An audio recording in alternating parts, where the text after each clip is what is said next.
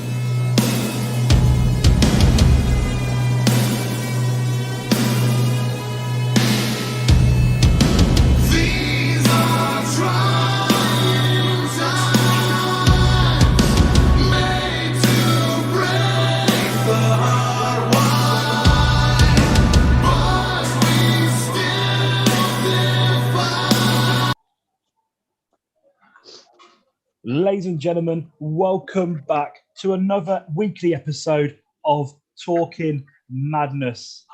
Ladies and gentlemen, it's another Sunday evening here. Once again, I'm your host, Nathan Lewis, and joined as always by my good friends and my brothers, my co-hosts, Lee Simmons, Dale Richardson, and Aaron Davis. How are we doing tonight, boys? Good, mate. Yeah, I'm good, mate. Thank you.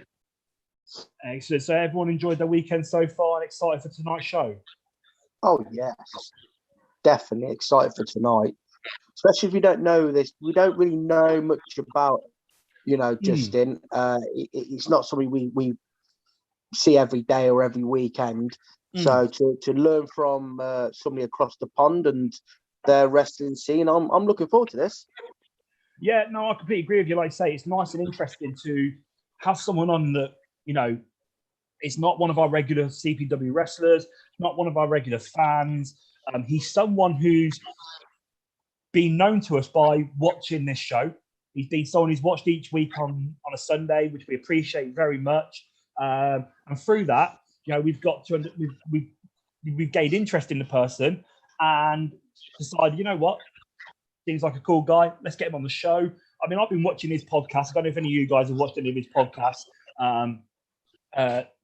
that he does, but he speaks about a lot of stuff that we're all interested in. He interviews people from the American scene, American wrestlers all around the country, and then also does talks on wrestling himself, which obviously we could all talk about wrestling all day and every day. So I'm excited to have him on and get talking to him about wrestling.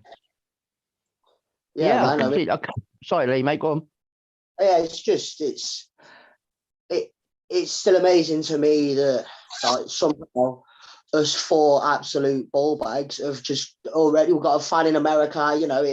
It's amazing to me, and I want to talk to him about how it came about, what his first impressions were, hopefully how we've improved. But stuff like that, I'd like to see like where it came from and why he stuck around. Yeah, so I agree with that as well, Lee, mate. Yeah, like I say, I'll get an opportunity to speak to a guy, like Lee said, from the States. And the fact that he's actually taken his time out of his day to listen to us, like you say, us four, just talk about whatever we're talking about at the time, is fantastic. And really, really, we appreciate it. And I'm just, like I say, I'm just like eager, just like Lee, to find out what he thought of the show and what he has thought about how we've progressed. While we've been doing it, so I hope he's nice to us about it. Huh? I hope he's nice to us. It's like worst show ever. Yeah, it could backfire. Really. just imagine he was just like, mate, I'm going on the. He'd be telling all his friends, I'm going on the world's worst podcast for fun. Yeah, but at least we're up there. He's put it on his webpage, so it'd be interesting. We may get a few more new followers from across the pond tonight. As always, ladies and gentlemen, we appreciate anyone watching us live on YouTube. If you are watching us live on YouTube, wherever you're from, the UK, America, Europe, Asia, any other continents I can't think of, right? And even if we've got Eskimos and Antarctica watching us, let us know in the YouTube chat. Can't say that. Eskimos, don't they live up there? Can't say Eskimo. You've got Inuits. Oh, sorry. Apologise. Okay. Well done, Aaron. I'll give myself a slap on the back of the wrist there. Thanks for that. If you are watching us on YouTube, let us know if you're watching. Let us know where you're watching from. And like Aaron says, it could be exciting who we get tonight watching us here. For idiots in England. In their living rooms and kitchens. As always, ladies and gentlemen, this is part of the show. We do some announcements for you, ladies and gentlemen, back home. Before we get on to announcements, Aaron, who's joined us on YouTube? Who's watching us tonight? So, let's have a look. So, let's know what we've got. Shannon the Cannon is online. Yes, Hello, Shannon. Lord of Wrestling, aka Justin Diarrhea, has popped up to say hello, and he'll see us all later. Fantastic. Yes, mate. He is. Can't wait to get going, Lee, mate. He loves it. He loves it. The one, the only Jim from Western Supermare is with Jim. us. Yes, Jim. And Dale's favourite, Dominic DeWinger, is online, as always. Oh, Mr. DeWinger. Who doesn't like a Dominic DeWinger? We don't. Absolutely. And looks like we've got the whole Warwood family in, minus two of them by the sounds of it, because Richard and Rachel are online.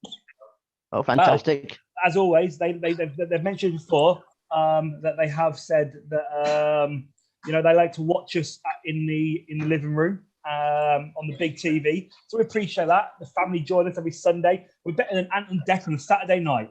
That's Well, what I don't know. no, we're better than Fantastic. Ant and Deck on Saturday night. I'm saying so. Screw them. Unless they you might one be of on you's gonna national whip their TV. wig, unless one of you's are gonna whip your wigs off like happened last night, then Hey, I'm sorry Hey, for that. I'll go upstairs and crossed get. me up. I'll go upstairs and get my wigs out of the cupboard, mate. Don't you worry, boy. Obviously, ladies and gentlemen, this is not just any normal Sunday, because, ladies and gentlemen, it is Mother's Day. So a big shout out to everyone's mums, anyone who's a mum. Lee's looking at me through the camera like I'm saying it weirdly or something. No, I agree, mate. I Trying to agree. be nice, mate. I know my mum's probably not watching right now, but if she does watch again, if she does watch it, rewatch this, I want to say to her, I love you, Mum, and thank you for everything you've ever done for me. I know for a fact my mum's not watching because they've probably got better things to do. Because I'm like a pack. Not like when a dog has like a load of puppies. I'm like the runt that is the one that no one wanted. Yeah, what you are. I understand that. I can imagine. Nathan, I want to Yeah. say thank you for your mum, Where's this going? because I mean we've seen her on camera and we can agree your mum's a bit of a milf. Oh yeah, milf. Dale's not. I'm not quite No, sure if I've ever thought about that about Nathan's mum, to be honest with you. Hey, what do you mean about my mum, Dale? Why can't I'm you? not, I'm not, Why I'm can't you just saying agree that my mum's a milf? I'm just saying I wouldn't want to sleep with her. I'm not saying she's not a nice woman. I'm not saying she's not a nice woman. How come Dale makes it sound so nice? Because that's me, mate. Because I'm not like you three. Hang on. I'm done. I'm gone again. Right, while we are talking to Dale, I've seen, and I know you called it Lamb Chop Watch, and it's the best thing ever. Yep. I've seen that there's a couple of people who have said that they want to see them bad boys. Where we at now, Dale? Come on, let's see them. Let's see them. And they're still there. Yeah. Oh! Right. Oh, Yeah. So obviously, after Sorry, Dale. that rude interruption. yeah. Anyway, Like this guy has said, from me as well. Happy Mother's Day, obviously to my mum, who I'm grateful for and for everything that she's done for me, and to all the mothers, grandmothers, the CPW Galaxy, and everybody. I hope you've all had a very great day, a very nice day. yes. and And obviously, Katie Morris, who's like the CPW adopted mother. We love you. yes, Yes. that is true. Very much true. But obviously, ladies and gentlemen, if you are watching and you do want to get a shout out to your mum on Mother's Day, us four will be kindly happy enough to give your mum a shout out. All you need to do is comment on the YouTube chat, and we will do the shout out for you and wish them a happy Mother's Day from the Talking Madness crew. As said, ladies and gentlemen, we always have announcements at this point of the show before we're joined by a guest in no more than 15 minutes. I've got a lot of announcements, lads. I've got some exclusives as well. Let's do it. Before we go there, Nathan, can I ask? I've just got to ask this question. It's for you, Dale. Now you might want to answer Please this don't. one. Please don't. I've seen it. I'm going there. I'm going there. No. You're already there, so let's go. No. Dominic DeWinger wants to know is, Yeah. does your mum have lamb chops as well? He wants to keep my mum out of his thoughts, to be perfectly honest. So Hey, I'm not Dom. even talking to him about my mum. We want to keep my mum out of his thoughts and out of his questions, to be thank you very much. You've been told, mate. There's Don't your go- answer, then, Nick. Mate. I mean, I I could don't have know why answered you it. even ask it. I would have just I- ignored the question. Yeah, but it's a question, and I could have answered it, but I appreciate the question. I appreciate the question, Aaron. But he I can thought, keep my yeah, mum out of his thoughts and out of his questions. Right on, Dale. Let's do it. Right, so sorry, Nathan, over to you, mate. Yeah, so as I was saying, obviously, we always do announcements here before our guest joins in 15 minutes, and I've got some exclusives and some big announcements tonight. Starting off, as always, after the show, we always show a match, a free match. CBW give you a free match after the show. Obviously, last week there were technical issues, and unfortunately, a match has not been able to be shown. However, we're not going to let you miss out. So once again, ladies and gentlemen, after we finish tonight, the free match will be Fifi versus Jimmy Vice that took place earlier on in the summer of 2020 last year. So exciting times for that match later on. It's a do not miss match. Yeah, I can really good match. guarantee I you. really enjoyed it. Um, Commentated on that match. Great match. yeah, you did actually. Remember that. Fantastic match. Great match. As always, ladies and gentlemen, normally it's a pleasure to be able to tell you, ladies and gentlemen, every week it's became a tradition that we'll be joined by the beautiful Kat Von Cage, who would give us a song. And last week, obviously, she confirmed that she'll be singing the boys' favourite song, Careless Whispers, on tonight's show. However, ladies and gentlemen, I've got some sad news. I've got some bad news, unfortunately. Brace I'm yourself. going to cry because he's not going to get to hear Careless Whispers. But unfortunately, Kat Von Cage will not be joining us tonight due to reasons. She will be back next week. I just want to send my love to Kat Von Cage. Hope she's okay. Hope she's okay. And also to wish Kat Von Cage a happy Mother's Day as well. Yes. Absolutely. Yes. I hope she's okay. I hope she's well. And yes, I can't wait to see her soon. So, guys, if you want to get a shout out to your mums, message one of us on our inboxes and we will get that out there. Like, I know Shannon the Cannon has messaged me and she wants to wish her mum a happy Mother's Day from all 6 of them. And she wants to thank her for everything she's done. So, Shannon, mum of Shannon the Cannon, happy Mother's Day from your kids. Yes. Happy Mother's Day. Now, like I said, I've got exclusives tonight and I've got a big one. So if you're not sat down, sit down. You ain't got a big one, mate. Far from it. And exclusive as well. Wow. Yeah, exclusive, that is. If you're not sat down, sit down. If you're not sat down, I'll sit down. This one's going to blow your minds. Clint. Brace yourself. Yeah, brace yourself. Ladies and gentlemen, my CPW exclusive is, ladies and gentlemen, I am proud, I am honoured to announce the CPW Reunited Tour, the Reunited Run. Now you're asking me, what is that, Nathan? What is the Reunited Run? What is that, Nathan? What is that, Nathan? What is that?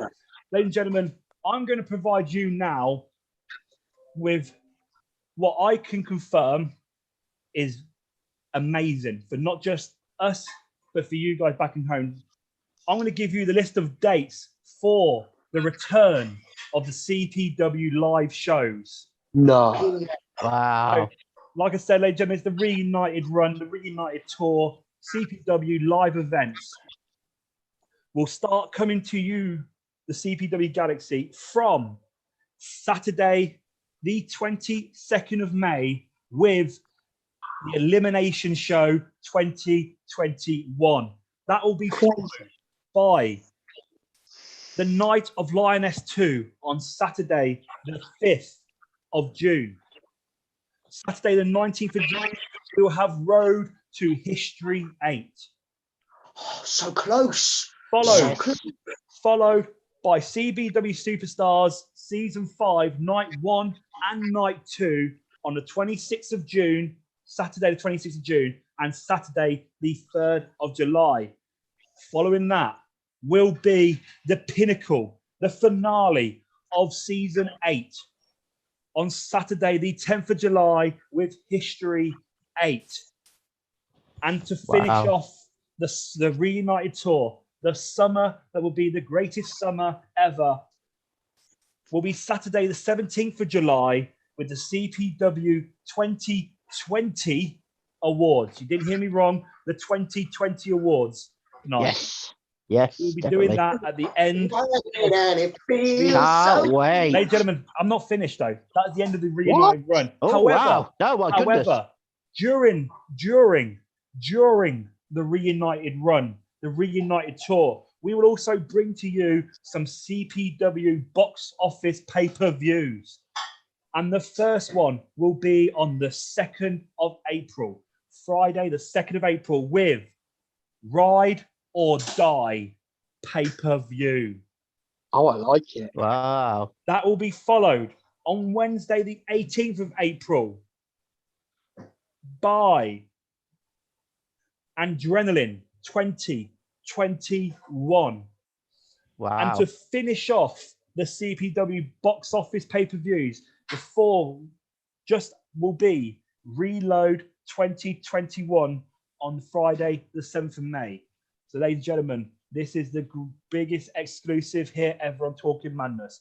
Ladies and gentlemen, the Reunited run, the Reunited tour will be starting on Friday, the 2nd of April with Ride or Die pay-per-view, followed by live shows and 2 other box office events. Now, Nathan, this is all obviously subject to COVID going the way it goes. Obviously, got to put that out there. This Yeah, is all obviously, subject to the sorry. COVID I got excited. roadmap going like it should. But then that is just, oh my god, that I can barely control myself. That is the best news I've had in such a long time. Amazing. So really, Really happy. the fat chance to see the CPW Galaxy again and perform live in front of them is going to be magnificent.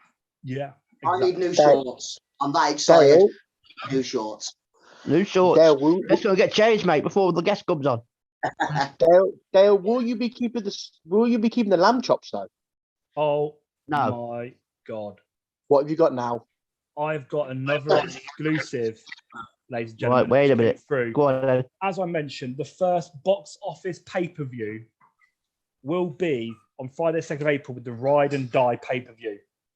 And it will Yes. feature, which if I'm not mistaken, ladies and gentlemen, I think it's the first ever. If I'm wrong, someone tell me. However, it will feature a ladder match for the Next Gen Wrestling Championship. That is correct. First ever. And also will feature a no disqualification match featuring Will Starr. Wow. Wow. So, ladies and gentlemen, we're going to have a ladder match and a no DQ match featuring The Will Starr. first on the ever first- ladder match Yes, the in first ever ladder CPW match. history. Excited. And we do know some of the competitors, I believe, already for that ladder match. If we're not Well, mistaken. yes, well, obviously they They were were announced last week. Taco Wow. Obviously the champion, Lucha the champion Lucha. Taco. and James Cross. Yes, That's yep. gonna be awesome. Going to be one hell of a first show back on pay-per-view with CPW on the Reunited tour. Wow. Wow. What a night so far. And it's only going to get better tonight, ladies and gentlemen. I promise you that. It's going to get more fun, more exciting. What's the reaction like on YouTube, Aaron? Before we get to YouTube, I need to ask a question. So you've got Taco, Yeah, Lucha, Will Yeah. Starr, yeah, and James Cross. yeah.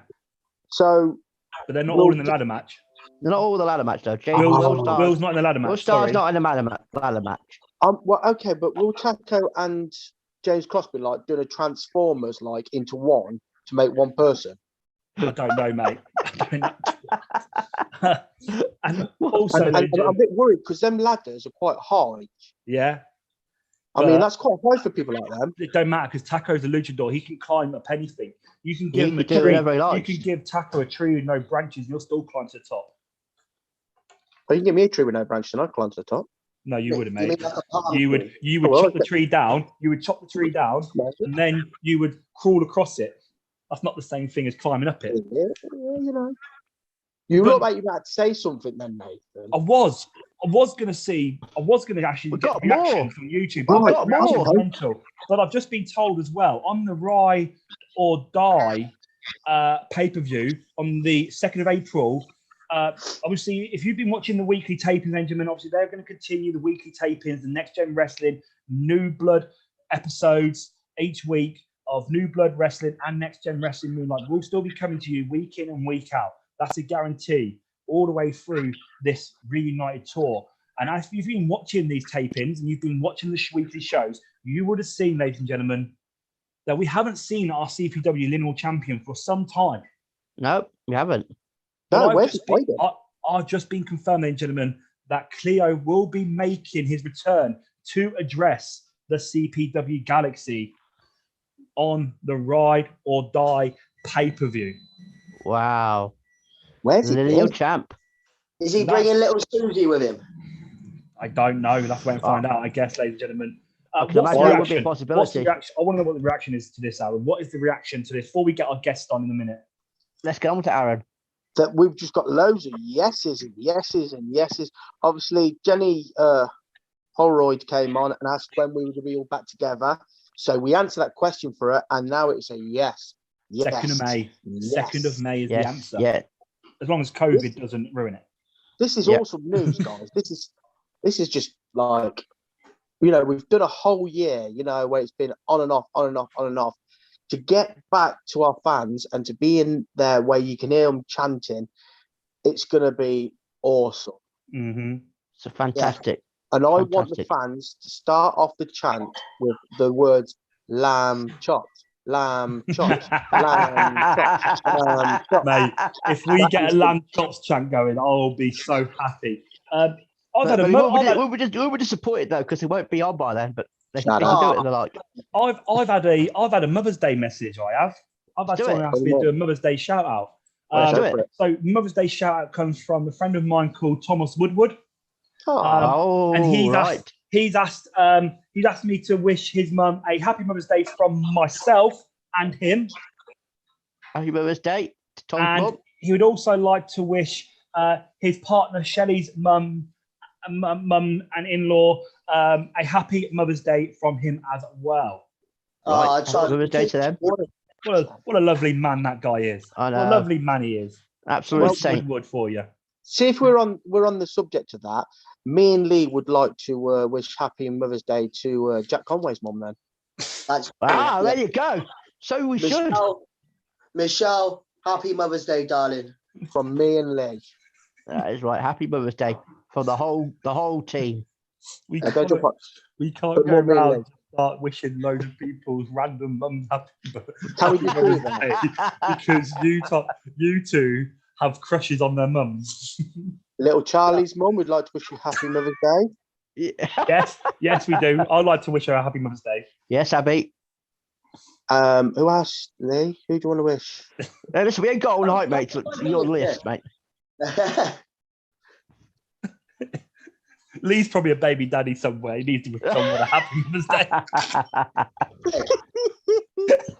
Lee would like to wish all the mothers of his children a happy Mother's Day. Not that he can remember your names. Yeah.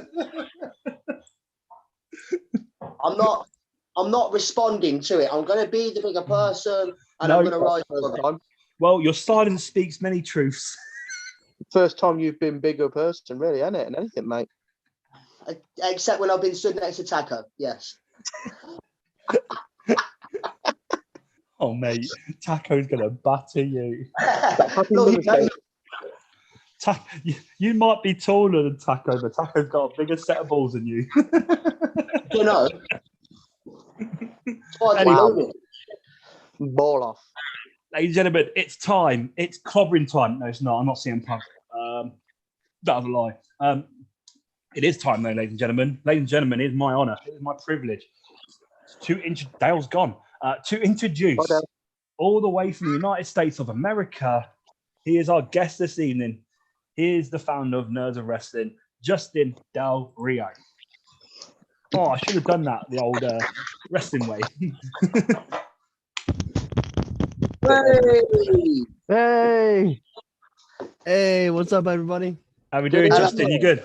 hey, mate. How you doing, man? Guys, wait. Oh, hold on. Go away. What's going on? Can't hear you. No. You can't hear us. No, that's what he's saying. What happened? I can't hear you guys. Oh no. Oh, I don't believe it. We can hear you. Oh, Is he on mute? what's going on? If he's on mute, we could hear him, Dale. Can't hear you guys. Yeah, but he might have muted us. Oh, I mean, that's why he can't hear us. No, because we're not What? muted. Anyway, No, you just muted him now. no, he's muted. I'm not muted him. Oh, Jesus. How are we doing, Justin? You What is good? going on? Can you hear us? Can you hear us? No. Uh-oh. Hold Right. on, hold on, hold on. I'll sort this out, guys. You guys keep talking. Okay. Right. Let's Well, get some we know fire in that. Okay, that was a good start. Right. I saw it's all right. It's technical difficulties. He's across the pond. Let's blame it on that. You know, it don't matter. We'll get it Yeah, sorted. I do apologise for that, guys. At least Yeah. you know one thing. He is an ice hockey fan for a start because I've seen the Penguins sign in the background. Yeah, we can see that. All right, here he comes again, ladies and gentlemen. Let's round of applause again. Try it again. Yeah. Oh, Have we won this Can you guys hear me hey! now? I can't hear you. We can hear you. Can you hear us? What happened? I can't hear you. You know what it is? It just doesn't want to work. I can't hear you guys. Can you hear us? This is so bad. I'm sorry. It's okay. I'm like ruining everything. Go away. What is that? I don't know. I can't hear you guys. Can you message him and try and sort it out with him? Yeah, I am. Yeah, all right. Right. So, okay, we'll all carry right. on talking. What else turned up on YouTube then while we're Dealing with this arrow, mate. All got Now what's I on the can- YouTube, mate. There it is. I can hear you. Yeah. I can hear Yes. Come on. Oh, fantastic. Right, ladies and gentlemen, that's the The end of the show. My microphone was plugged in. I guess I had to plug it out. What's up, guys? hi, man. Yes. Yes, Good. How are you mate. doing? You good? Yeah, I'm doing good. Thank you guys so much for having me on the show today. Sorry about that. Sorry about those technical difficulties. I felt so bad. Well, it's tradition in CPW sometimes to have technical difficulties, so it's fine. Yes, it is. If you've not Yeah, watched our there's show no before, podcast. you've not watched our show before, we always have issues. It's a pleasure of you joining us. We appreciate you joining us at this time of day and joining us all the way from America. It's a pleasure to have you Yeah. on. It is. Obviously, it's interesting, obviously, Justin, you join us tonight because obviously you've got to know us through the podcast, really, not through obviously our shows that we do. Yep. And anything like that. You know, you've been watching our podcast every week, which we appreciate. And I'll be watching your podcast. What is it? I just want to understand, obviously, for someone who does their own podcast and has been watching our podcast, what was it that got you so interested so much in what we were doing and actually obviously got to a point where you actually wanted to come on the show? You know, you guys are just such a fun group of guys. I loved your podcast, loved your shows, and I was like, bro, I gotta get on that show. I loved your show with Kiara. I loved your show last week. I loved your show with Lauren Starr. You guys did so many. I can't name every single one, but they're just great. Cool. Wow, that's great. Fantastic. So, as always, ladies and gentlemen, obviously, when we've got a guest on, we like you to get your questions in. If you've got any questions for Justin about, obviously, wrestling, anything that you just want to ask the guy, get your questions in. I mean, you can ask him about CPW. I don't know if he'll be able to answer them, but you never know. He might have been watching our on-demand service for all we know. I try to watch. Good. I want to ask, what part of America are you actually from? Connecticut. East Coast. So Connecticut. So is that WWE? Oh man. Headquarters in Connecticut. Yeah, well, I'm about an hour away from headquarters. Oh, Wow. that's brilliant. Wow. That answers the question that we had a long time ago, Mr. Richard. That answers the question of who the person may have been watching from that area. We got we were debating who's been watching from that part of the stage. We thought maybe Vince was watching, but it was obviously you, mate. Hey, close enough. Hey. close enough on that one. Back yourself there, Justin. So obviously, I've watched your podcast, and I've come Thanks, to man. I've come to establish, obviously, you're a massive wrestling fan, but not just a wrestling fan who just watches one wrestling show or one company like WWE, which obviously there's nothing wrong with just being someone who watches one company, but you appreciate all forms of wrestling. And I've noticed, obviously, you follow the indie scene in America as well as the mainstream scene, as in WWE and stuff. What I want to start off with, obviously, this is a wrestling podcast. You do a wrestling podcast. So I think the best thing for us to do right now is just talk about wrestling. Yeah, let's do it. So let's talk about, obviously, as always, it's good to know about, what got people into wrestling so much, but obviously, like, who their favorite wrestlers are and stuff like that. So how long have you been watching wrestling for? When did you first of all start really watching wrestling? So I started watching around a common time for, I think a lot of people, honestly. I started watching around 06, 05. And so I wasn't watching Raw every single week. I wasn't watching SmackDown every single week. What really got me into it was I was at Target one day, and my grandma allowed me to get just anything that was $20, right? So I went to the DVD section and I found WrestleMania 22, and I wanted WrestleMania 22. I saw John Cena on the cover. I was like, I want this. And I went to my grandma and she was like, why do you want this? I'm like, I don't know. John Cena's on it. I just want it. She was okay, sure, whatever. So I was able to get WrestleMania 22, and I watched WrestleMania 22, and I instantly fell in love with WWE and just wrestling at that point. Wow. Okay, so WrestleMania 22 was the one where the main event was John Cena versus Triple H for the WWE Championship, right? Yes. Yep. Okay. I was just trying to get in my head which one it was in. Yeah, that was it. Go through my head then. So obviously you started watching 05, 06. So obviously sort of after the Attitude Era, the sort of the modern era of wrestling. Who were like the guys then that were sort of your inspiration, or the people that you really hooked on wrestling? Obviously John Cena might have been one of them. You just mentioned John Cena there, I take it. Yeah. Clearly knew who he was. Another one was Shawn Michaels, Triple H, Edge for sure, Randy Orton, Ric Flair. It's kind of weird. Kenny at the time, if you guys remember Kenny Dykstra from the Spear Squad. Yeah. Yeah. It was Umaga, Johnny Nitro, just Chris Masters, Carlito, just a lot of those guys. It's probably Wow. better to say anybody who didn't, because there's a lot of names there. Yeah, I know. It's a lot. So obviously, we all have that. We all have our favorite wrestlers and everything like that. And obviously, we're all wrestlers, or Dale's a referee. But you're solely just, as we've understood, is you're just a massive wrestling fan. You've never wrestled yourself or anything like that. I mean, I did a little backyard, but that was it. That's actually the big. That's the big time in America, though. What, you actually got in the ring and performed as in a match, or No. So I was a referee. you were a referee? Wow. Yeah. Wow. Yeah, I was a referee. Striped shirt. Fair play. And striped shirts. Wow. I was a referee. Yeah, it was a lot of fun. How did you enjoy that? Oh, I loved it, man. I love being the referee. I'm pretty sure you hate it as well when you have to take a spot. You have to get hit or kicked or something. I always hated being a part of the match because I always got nervous around the time it had to happen. I have been hit once or twice before. Yeah, It does hurt, but the actual getting in the ring and being a referee is awesome. It's a great opportunity to get watch these guys do what they do and be the closest one to the action. So yeah, and 100%.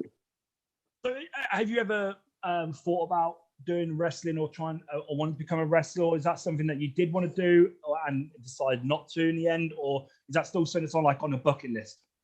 Yeah, no, being a wrestler was never really a goal of mine, to be honest. Just because I know I definitely can't do what they do. If I'm being honest, I really want to be a referee. Okay. But I just never got around to training. Referees is great to do as well, mate. Honestly, if you get an opportunity to do it, it's great. It's brilliant to I would love to do it consistently. Yeah. So we're talking about WWE at the moment, and obviously, like how you got into wrestling and everything like that. Now, so what I want to find from you, because I know you talk about on your podcast a lot of the stuff, sort of up to date stuff. What do you make of the title pictures at the moment in WWE? Like the top guys at the moment, sort of carrying the company: Roman Reigns, Randy Orton, Bobby Lashley now. What's your opinion on those guys, and how far do you see them taking this championship run at the moment? I definitely see Bobby Lashley carrying that title till SummerSlam the latest. I think he's gonna retain it at Mania. I don't know who he's gonna face, but I definitely see him having a good 4 or 5 month run. Roman Reigns, I don't see him dropping that title anytime soon. I mean, he's on fire. The whole tribal chief is just something that a lot of people have been waiting for. And if you were to tell me 2 years ago Roman was going to go heel, I wouldn't believe you. And right now, I'm absolutely loving him as a heel. He's killing it. Yeah, I love Roman at the minute. He's fucking brilliant at the minute. Yeah, definitely. He's doing fantastic. Like I love it. I hated Roman Reigns before, but right now I love him. Yes, So I'm sorry. I'm sorry, Lee. I'm with you on that one, Justin. Is Roman Reigns? I've always appreciated his ability in the ring. Always said he's Yeah. a good wrestler. He's one of the top wrestlers in the company, but he's just always just kind of a background guy, a bit boring to watch. He was not good on the microphone at all. And then suddenly, the tribal chief comes along, and he's the most single-handedly the entertaining guy in wrestling at the moment. And it's weird because like you see it from other people. We see it before where like people like Eddie Guerrero were sort of they slightly changed the way in which they performed and they became super more interesting. John Cena kept developing his character to become more interesting as he got his career going. We see it before, but if I had to pick someone at the time as like who's going to be the next person to change the way they do things to become more interesting, I'd never said Roman Reigns. Right. And now he has. I'm like, didn't see that coming, and it is the greatest thing ever. What was you going to say? I Lee? love Sorry? it. Yeah, no, I agree with you. But with the Roman Reigns bit, as if we didn't like him because he was pushed in our face, kind of like he's the next best thing, he's the next best thing. And as a fan, we don't want someone telling us who the next best thing is. We want to figure that out for ourselves and get to love him. Where he was sort of like, well, this is Roman Reigns, you're going to love him. Bit like they did with Drew McIntyre, because he was obviously Vince's golden boy. And it was like, he's the next best thing. And everyone's going, I don't like him. So Drew had to go away, find himself, and come back again. And come back as himself, not this person who's been pushed at us. Right.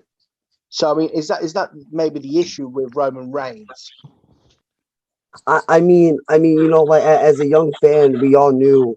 So watching wrestling back in 06, John Cena was the guy that was being pushed down our throats, and you know, just being put in title picture after title picture, main event after main event. As a young fan, I didn't have that knowledge of like, oh, you know, they're doing the same thing they're doing with Roman Reigns now.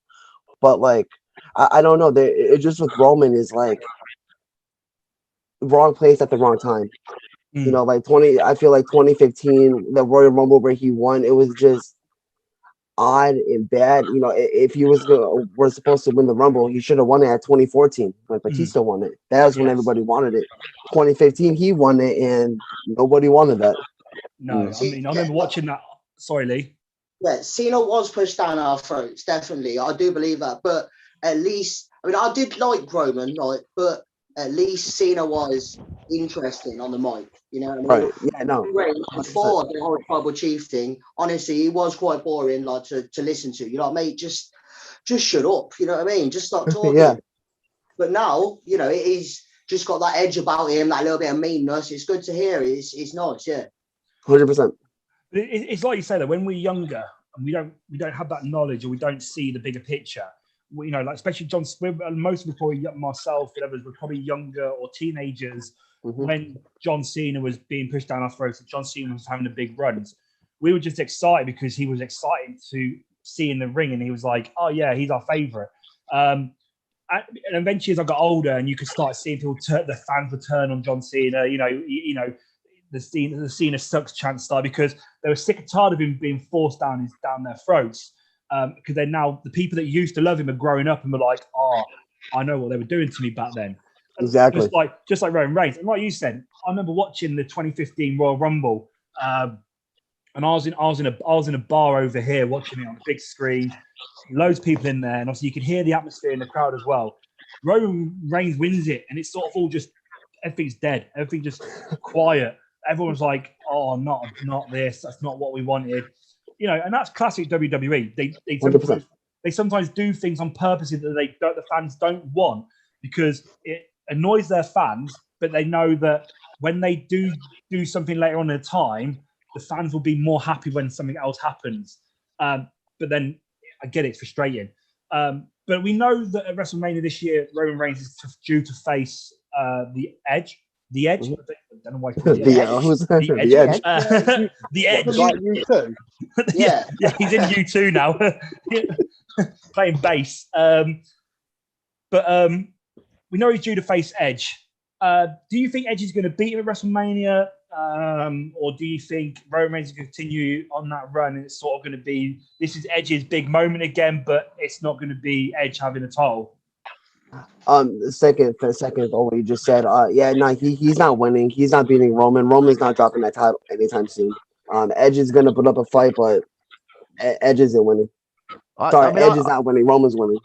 I think that Edge is doing what he did. For me, is Edge going out on his own terms. So obviously he left because he was forced to retire. Right. And for me, this is Edge going out when he wants to go out. Not when he's forced to. That's what it is to me. I don't think Edge will win the bout either, but I just think it's him going out when he decides. I mean, he surprised me when he won the Rumble. I did not see that coming. That was my prediction. No, I think no one had that one down. What was your prediction for the Rumble? My prediction was Big E. Oh, Big E. Okay. My prediction was Big E, and I predicted the women's winner way back in October when Bianca debuted. I was like, she's winning the Rumble. Yeah, I called her some time ago. I thought when they started pushing her from NXT and they gave her such a big run in the Rumble the year before, right? I was like, there's no way she can go into a second Rumble and just get thrown out like in the first few rounds or something. She's going to have to win it to be established as such a good athlete. She lasted a long time though in the 2020 Rumble. She lasted a long time. She came out like second. She lasted nearly till the end. Yeah, she absolutely killed it. And I think she got the most eliminations as well. Right. And that's what I meant when they put her over like that. I was like, she's the next big thing. They're gonna do something big with her in 2021, like win the Royal Rumble to give her the WrestleMania moment. Yes. See what I said about Edge is, I mean, do you guys think that she's going over Sasha? She's going to beat Sasha Banks? I do, Yeah. definitely. I have a lot to say about that too in a minute. Chris Alpha's point, Dale, no. Sasha Banks is in my dream team, so no. Yeah, I think they're going to put Bianca Belair over, and I think we're going to see Sasha have a stint down back in NXT for a bit. I think she's going to go down and compete with some NXT girls and come back up, not like get dropped or anything. I think she's just going to have a time away from Raw and SmackDown for a bit, and go down to NXT and have some fun with the NXT girls and bring them up with her and stuff. Because NXT is moving to Tuesday nights. Is that right? Is that been announced? Yeah, I believe so. Yeah, I think that's official. I don't know when, but I think it's official. Yeah, I don't know when it's happening, but I think with Edge, we were talking about Edge there, and what I see Edge doing here is, like I said, I'd love to see Edge win. Don't get me wrong, I'd love to see Edge have a championship again. Because everything he's been through with the injury, having to retire because of injury, working his ass off to get back in the ring and to be able to perform at such a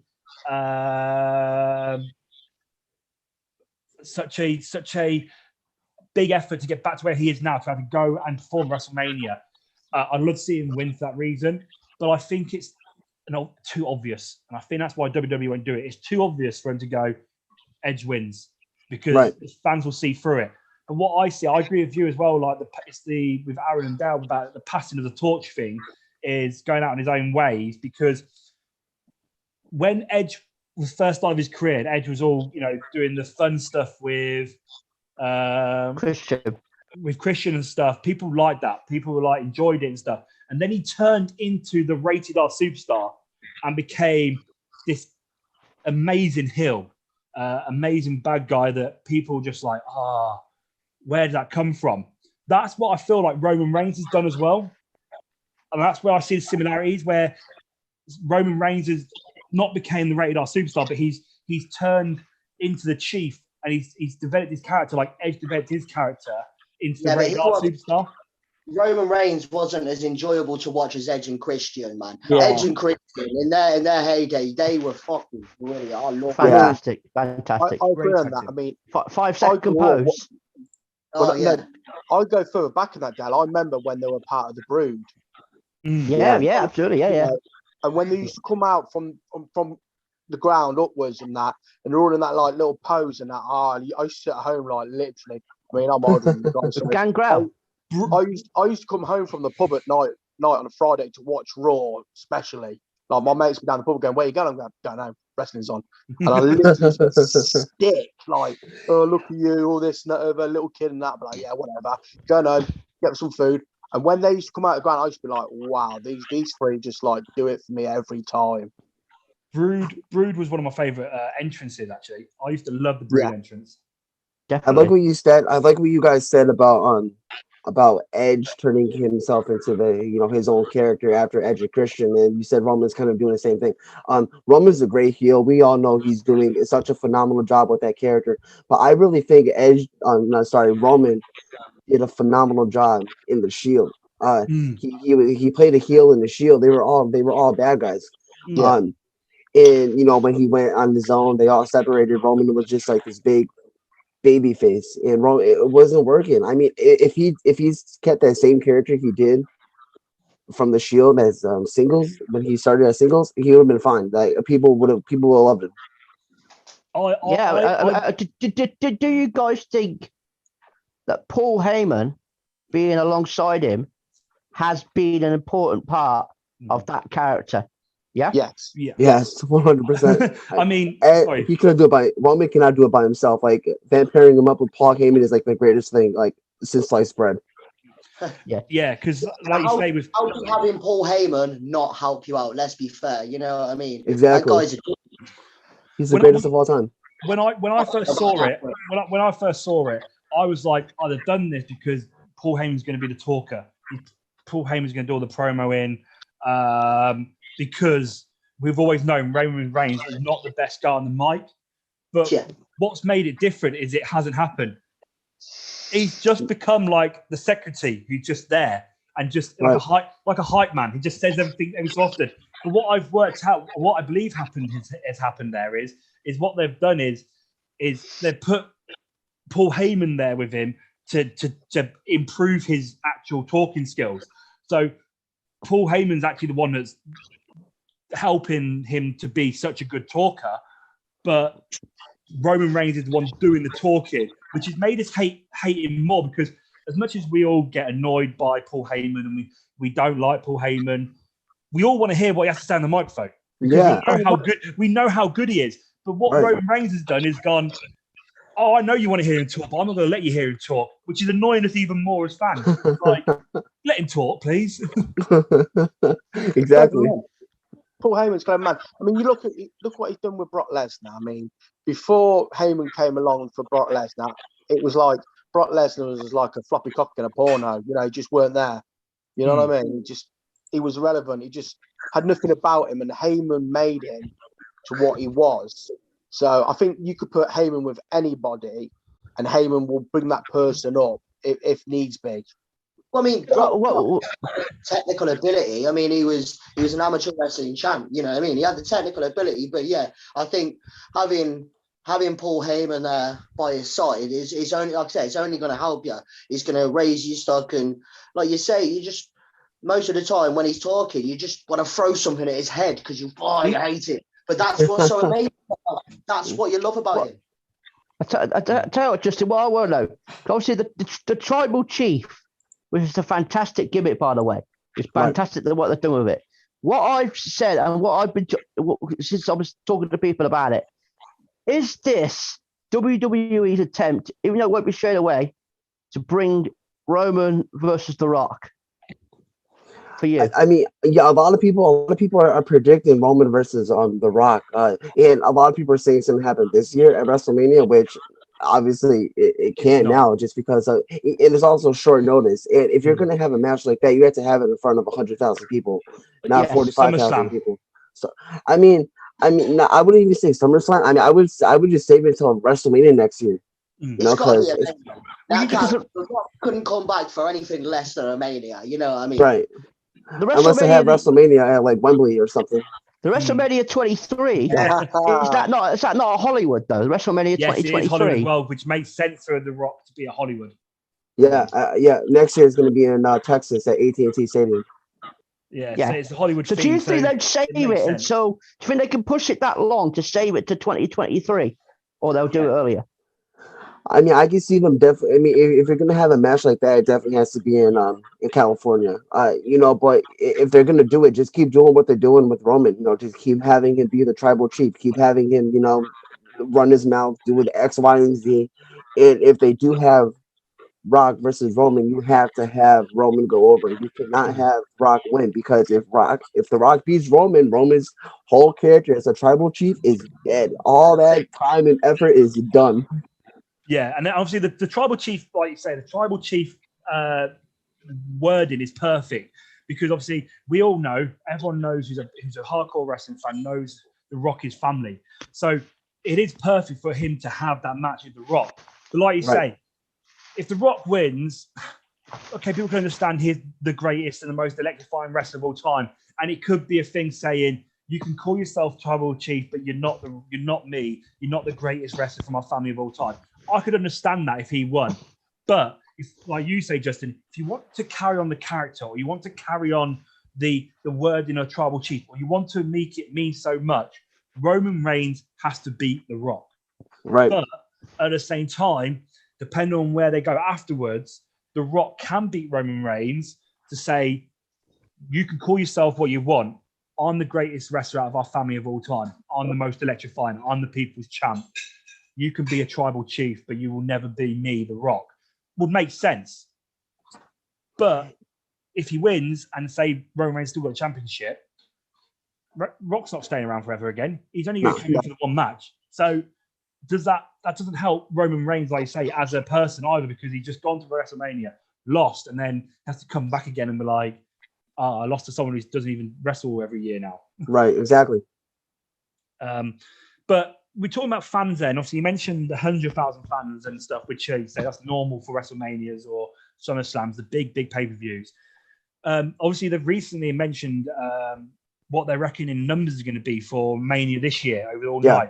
45,000 fans for every night over the WrestleMania weekend. How does that make you feel as a fan, knowing that there's that many numbers of people there? And obviously, someone who lives in America, you've gone through the pandemic in America. Yeah. We don't know what it's like over there. You've seen it hand on. We haven't. Is that something that's realistic over there in America? And do you think that's it's going to be good to see that many fans back in the show? 100% is something that is definitely doable. I mean, the Super Bowl had 45,000 people. The Super Bowl is the exact same place where WrestleMania is going to be held. So it is doable. I mean, as long as people, take the precautions, wear their masks, do what they got to do, and don't act like idiots, they're going to be fine. I mean, just you're going to WrestleMania, you know what you got to do what you got to do, and just have a good time. It's definitely doable. I mean, 100,000 people, that's pushing it. 45,000 people may seem like a lot of people, but compared to WrestleMania, when it's like 90,000 people, that's 45,000 is nothing. And like I say, the stadiums there, I know we have football stadium over here, and the biggest football stadium over here holds about 70 to 80,000 people. Obviously, I watch American football and stuff like that. The stadiums in America are a lot bigger than our stadiums here in the UK on majority of the size. And obviously, like you say, at WrestleMania stuff, they put people on the floor and they put people in the stands. If you're spreading 45,000 people out on floors and the stands, it's easily done. It's fine. They're going to be fine. Should be able to fit it enough. And it's like I say, it's good for the industry. It's good for the sport. It's good for the show. Having that many people making that noise.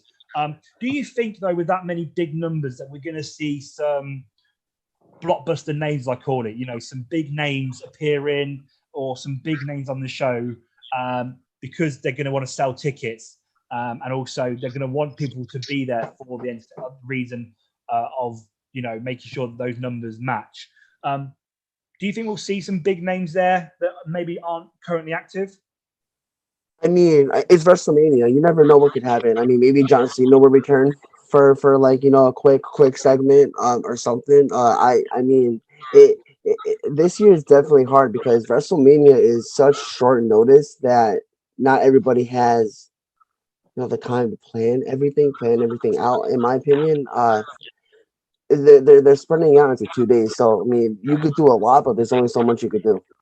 Well, yeah, and like I said, they're doing NXT and WrestleMania over 2 days, so it's 4 days of wrestling events. Oh, so NXT Takeover as well at the same weekend, or like, right? Okay. Well, 2 days. I think it's 2 days before. So I think they're doing WrestleMania Saturday and Sunday. They're doing NXT Thursday and Friday. So from Thursday to Sunday is just all wrestling. And that's 45,000 people each day.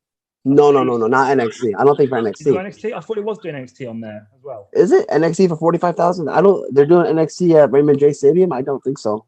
I mean, No, I don't know how many people for NXT. I don't know how many fans NXT. I just know NXT is over 2 days for the. Oh yeah. Show. Sorry, I wasn't talking about fans. No, they're not. And that's having anywhere near that's the gonna same that's gonna be a live crowd as well. The NXT Takeover. Yeah, I think they're going to be doing the same thing they've been doing every week for the takeovers. The virtual fans and then the fans like behind the cage. Yeah, they're not going to do okay. that many. They're going to do the same as what they've always been doing. They're not. I mean, which changing fans, I think. I always loved the NXT setup at the CWC. It was so cool. I'm like, I said to a lot of people, I'm like, y'all realize Raw and SmackDown's at a baseball stadium, right? Why are you not using that to your advantage? You could spread the people out. You could do something else. Like, you're in a baseball stadium. Do something. Why are you just doing it in Thunderdome? Well, that's what AEW have been doing. Obviously, AEW have had the Jaguar, the stadium at the Jaguars for ages, and they're slowly been building the fan base there and slowly making more fans spread around the stadium to be able to watch the show and give it the live atmosphere. And like you say, with WWE using the baseball stadium, they could have easily by now at least put in, fans each week to help slowly bring it back in and give that live atmosphere experience that we all love. We love hearing the fans' reactions. Right, exactly. Because, right now, how we see the wrestlers at the moment is sort of how WWE wants us to see them, because there's not the live fans, there's not the human ability to be able to change your opinion or to show your own views. Not everyone likes someone. Some people will say that they love Randy Orton. Some people won't like Randy Orton, and you're not getting that without the live. You're not getting that without the live crowd, the people that are cheering him, the people that are booing him, because they're not there. I think just here's what I want to know, because Drew McIntyre, obviously, he's been the champion pretty much during this whole pandemic. He was the champion, more or less, right? Yeah. I want to know, is he truly over? Because we don't know, because he's not been a live crowd. Do we know if he's truly over as a face? That's hard to tell. I mean, like he was so hot with the crowd. If he's truly a fan's favorite, like. I mean, to some people, he's a fan favorites. I mean, like to me, he's not over in my opinion. I'm not a fan of Drew McIntyre. It's hard to tell with some of these people who are wrestling with the crowd and no crowd. Okay. Yeah, I mean, like I say, they're good humans, aren't they, Nathan? Huh? What? They're good humans, aren't they, Nathan? Oh, mate, don't get on me about the word human, all right? I can't say the word human. Leave me alone. I can see Lee giggling away. I can see Aaron giggling away, and I was like, no, I'm going to stay professional. And I'm going to continue this conversation. I was waiting for that to come, to be honest. But all right. Sorry. I'm still smarter than you. I'm trying not to be too loud, but I couldn't help it. I started pissing myself as soon as you said it, mate. We mentioned earlier about people being forced on us. When Drew returned, everyone was excited about Drew's return, and when he won the Rumble, it was super loud. Yeah. And to me, that makes me think, yeah, the fans do like Drew McIntyre. However, he sort of won the Rumble, and then COVID happened. And obviously, with COVID happening, it was sort of like, we don't know if the fans were still fully invested in him yet, or were just excited that he won that Rumble and we're going to still have to buy into him. But he's being forced on us, like we said about John Cena, Roman Reigns earlier on being forced on us. But because he's being forced on us so much, we've all just gone to accept it and gone, oh, he's the face of the company now. That's what he is. We accept that. But when a live show happens, does the fans still cheer as loud as they did when he won the Rumble? That's my question. Yeah, I definitely think so. I mean, I don't think Drew McIntyre is being forced down our throats like Roman was, or like John Cena was, or like all these big names. Where it's definitely hard just because of this whole pandemic. You know, this whole pandemic took a big damper on things. So obviously, Drew McIntyre was going to get pushed down our throats because he was a top guy. He was inventing all the shows. He was a champion. It's not like he was. It's hard to explain for Drew McIntyre just because of the lack of a crowd. But I definitely do think when the crowd does come back, they're going to be on Drew's side. I mean, Drew's not going to lose a fan base. I mean, I was never a fan, like I said, but for everybody else who likes Drew McIntyre, that's on you guys. Like, hey, you like who you like, but Drew's going to be fine once the crowd comes back. Yeah, I've always said that wrestling's an opinion. People like what they like, and people enjoy watching Right. who they enjoy watching. But obviously, now we've got Bobby Lashley as the champion. The Hurt Business, probably one of the best factions I've seen in a long, long time in WWE, and the fact that they became so strong and so good during the pandemic and enjoyable to watch during the pandemic is what I enjoyed more than anything.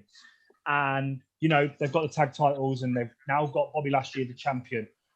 Fully deserved. Bobby Lashley went away like Drew McIntyre, came back, reinvented himself, and has absolutely made his name again in WWE, and he's champion. Now, we don't know yet who he's going to face at WrestleMania. We're not fully sure.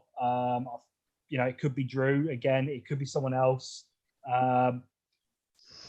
But what do you think to Bobby Lashley now as a champion? And obviously, who would you like to see him face at WrestleMania?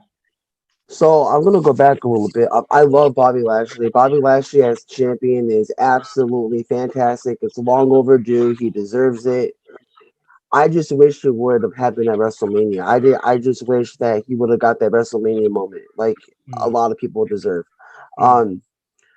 I love The Miz. I absolutely am a big mark for The Miz. The Miz is one of my favorite wrestlers. I really want to see The Miz walk into WrestleMania as champion. I would have been upset to see him lose it, but I would have been even happier to see him walk in and Bobby Lashley walk out of WrestleMania as champion. That made more sense in my eyes. I definitely would have seen Drew McIntyre versus The Miz versus Bobby Lashley for the WWE Championship. That was my prediction. Because you had everything, kind of like just fall into place at the last pay-per-view. You had Drew McIntyre retaining, and then you had Bobby Lashley attacking, and you had The Miz cash in. You could have made that a WrestleMania triple threat right there for WrestleMania, and then having a Bobby Lashley walk out WrestleMania champion. Yeah, I'm like you. I mean, technically, they could still do that. They could still do that triple threat match if they wanted to. It wouldn't make too much sense now, but I think we all know that Bad Bunny is going to be wrestling on The Miz at WrestleMania. Is he? I don't know. Bad Bunny. No, yeah, he's being trained at the moment how has Bad Bunny gone there? I don't like it. What it actually. I mean, he's 24/7 champion. I think he still is, but I'm not a fan of Bad Bunny. As far as I'm aware, obviously he's very popular. Musician, and he speaks to a different audience, I think, than WWE speak to, and WWE, as always, as a business, are clever about getting the right markets, and obviously they want to hit the market that he appeals for, so they've said, right, we're going to bring him in. He's getting trained at the moment by who's training him? I forgot who's training. Is it Devon? Is it Devon, or is it's someone big? Who's training Bad Bunny? That's something we have to look at. I know Bow Wow. I know Bow Wow is currently training. I don't know why. I know Bow Wow's training as well. Is that Little Bow Wow? Like, Really? Yeah, What? he's training. What? He's Really? training. Bad Bunny's actually being trained at the Performance Center directly. It's Little Bow Wow that's being trained by Devon, I believe, or someone else. Rikishi. That's it, Rikishi. Rikishi's training Bow Wow. Amazing. He's training Bow Wow, and Bad Bunny's at the P6 training for his match with the Miz at Mania. That's happening.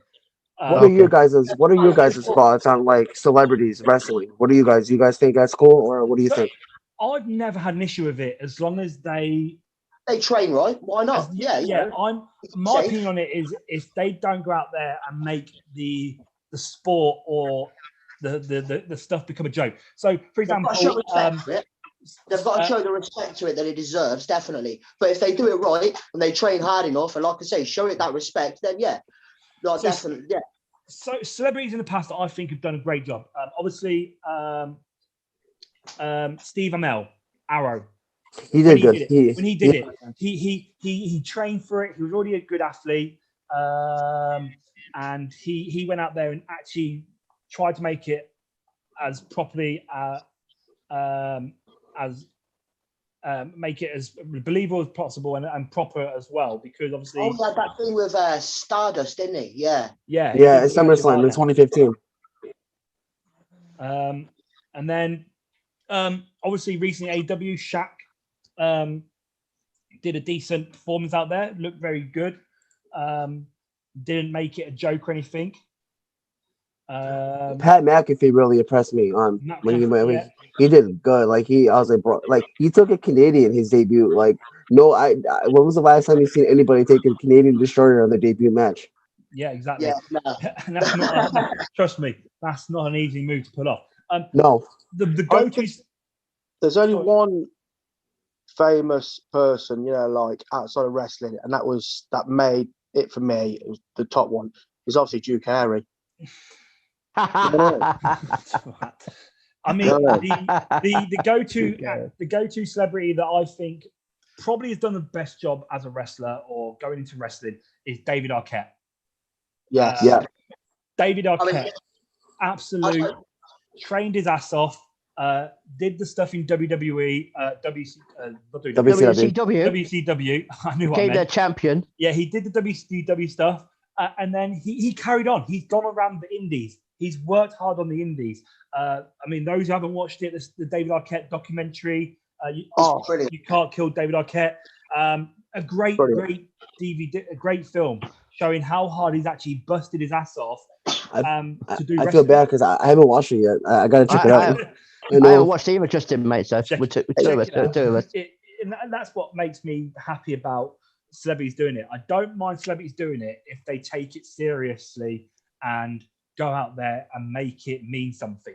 Which I think, I think Bad Bunny's doing that. You know, he's training in the PC Centre, and he looks like he's wanting to do this as something serious and make it good. Same as Bow Wow. Bow Wow didn't get asked to do it. He's actually chosen off his own bat to say, you know what, it's something I've always wanted to do is become a wrestler. I'm gonna work my ass off and train and become a wrestler. And he, you know, who better to get trained by than someone like Rikishi, who's got family members who are some of the greatest wrestlers ever in that family to be in the ring. You can't get trained by a better family heritage.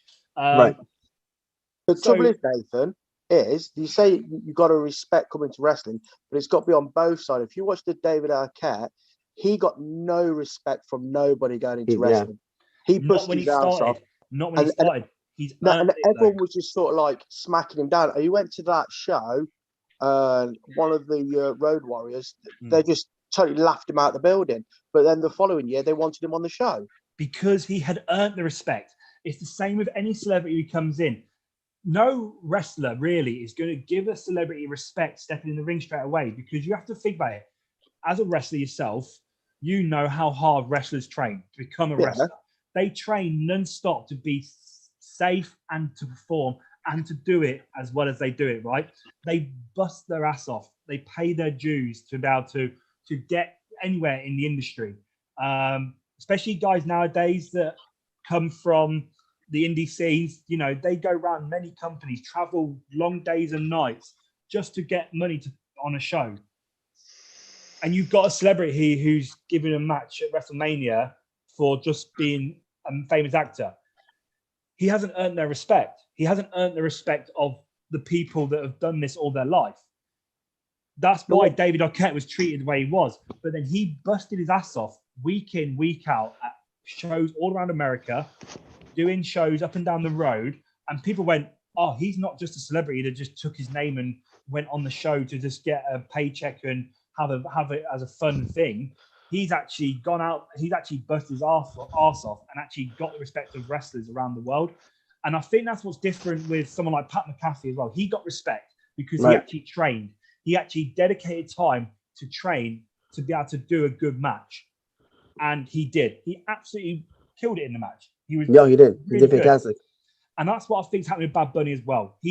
People are respecting Bad Bunny for doing it because he's in the performance center with the wrestlers as well, training just like them. He's saying, I'm not going to go in there and just do a match because that's what I could do. I'm going to respect the fact that you guys train. I'm going to train. And I think that's what's different to But other also, celebrities that have been in it. the same people that disrespect David Arquette was the same person that gave him that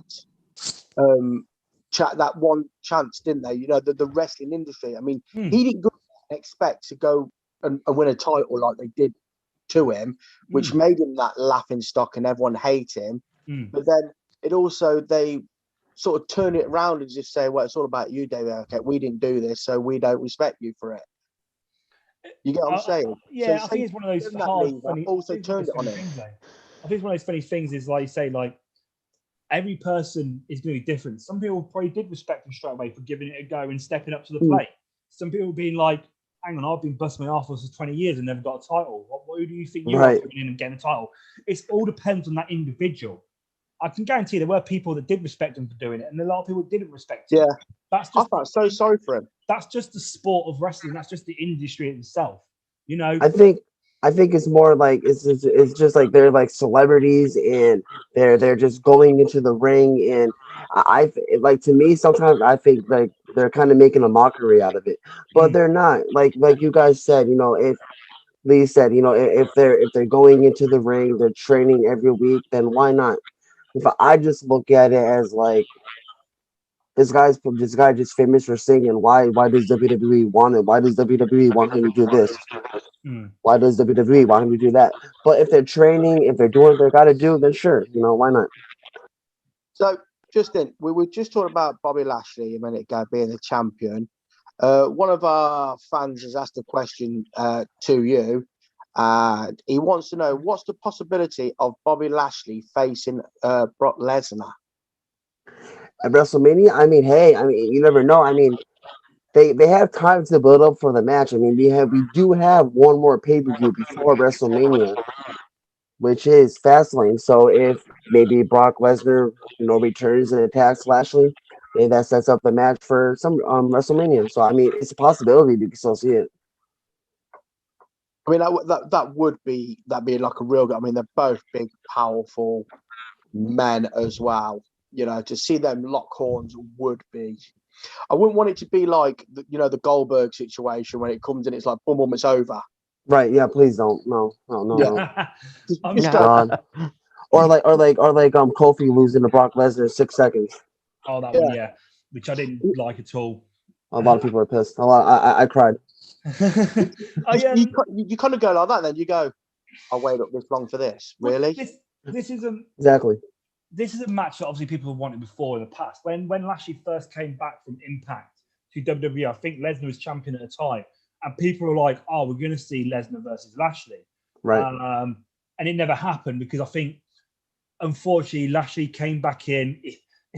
He made a few botches in his early matches, and it was like looking like, oh, Lashley's just not gonna. He's gonna be just running the middle road again. He's not gonna go anywhere. He seems to not be able to come back in with the right flow to be able to continue in WWE. But then obviously he stepped up again. He got better and he kept improving. Obviously the Hurt Business then came about and he became legit again and became Bobby Lashley that everyone liked. The Bobby Lashley that was in TNA and the Bobby Lashley that was in WWE before he left. I'd like to see him versus Brock Lesnar, but again, after watching Brock Lesnar do what he did at the Royal Rumble 2 years ago and the performance he put in at the Royal Rumble, which was amazing. I can't think anyone can ever say that Lesnar did not put a shift in that Royal Rumble. He was doing stuff that I don't think I've seen Roman Reigns do. I mean, he flew at one point. Flying clothesline was insane. I remember watching it. I would like it to, if he did come back for that match, not necessarily at WrestleMania this year, because again, like you say, we've only got Fastlane to build it up, and again, WrestleMania is happening so quick this year that It is. can they build a decent storyline for it? If Brock Lesnar did come back, though, I would like it to be a match where we see Brock Lesnar actually put a shift in and not just, like you say, it's over in 5 minutes between one of them spearing the other one or the other one hitting the F5 on the other one. But is it a match I think we'll see in the future? I think that all depends on Brock Lesnar and if he wants that match. I think he's the only one that can make a decision. I could also see it happening at SummerSlam. So you got time for SummerSlam. Definitely. Absolutely. Could happen. SummerSlam is like maybe, if not WrestleMania, SummerSlam. SummerSlam might be the big one where they will like get a full crowd in. SummerSlam, the big one where they'll get a full audience. You think they would? I think so. I mean, as like we said about WrestleMania in the beginning, as long as people do what they got to do, and people get their vaccines, and people take precautions, then why not? I mean, you don't have to have SummerSlam in front of for 80,000 people. Just have it with 20,000 people in Boston. Exactly, like I say, like as long as there's a decent amount of fans there or whatever venue they're using, as long as it's looks busy and there's noise volume, that's all is needed. Obviously, Commentary Pro Wrestling is always watching these podcasts, the show each week. They've mentioned here, obviously about the Bobby Lashley and Brock Lesnar match. About obviously we know for a fact they've both been in MMA. They've both had mixed martial arts career. Obviously, Bobby Lashley was in Bellator and Brock Lesnar was in the UFC. And there's another reason why people want to see them go at it in WWE is because of the MMA careers they had. Right. Obviously, I was thinking about recently, if they were to go at it and it could be a lengthy match, I wouldn't necessarily want to see them do a wrestling match. Obviously, we've recently seen Shane McMahon with his underground, the ring in the underground. Yeah. But also NXT brought back the fight pit, which was who was in the fight pit? It was it Thatcher? Yeah, Thatcher versus Thatcher against what's his name? What's his name? Johnny Gargano's teammate. What's his name? Oh God, I'm drawing a blank here too. It was tag team partner of Johnny Gargano with the big beard. Oh, Tommaso Ciampa. Yeah, Ciampa versus Thatcher in the fight pit. I think if they brought the fight pit up from NXT and had Bobby Lashley versus Brock Lesnar in the fight pit, that would be cool because they could do their mixed martial arts. Then they could do some takedowns, some holds, and actually just go at it, see what happens. I mean, you never know. I mean, if they're gonna have wrestle, I would want to see just a straight wrestling match, because Brock Lesnar's a great wrestler, and Bobby Lashley he has always been a great wrestler. So just give us like a straight banger, because That's fair. So okay. Go on, sorry. I was going to say, while we're talking about YouTube, guys, maybe I've got quite a few questions coming in for Justin, so maybe if we get a few of these in. Ask them away. Just ask them away. Questions. So, Donald Winter, you've probably seen him on our podcasts. Lovely guy. Best mates with Dale, actually. Yeah, absolutely, yeah. He wants to know, so he's saying in the UK, there's sometimes a stigma attached to being a wrestling fan. Many people feel that they have to keep their love for this wonderful business a secret. Have you had any experience of that? No, not really. I mean, wrestling is so broad nowadays. It's like if you're not a wrestling fan, then you're kind of whack.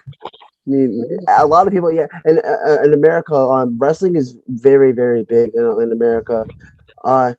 Not everybody likes it. A lot of people think it's stupid, but it's also not frowned upon. Like if you like wrestling, you like wrestling.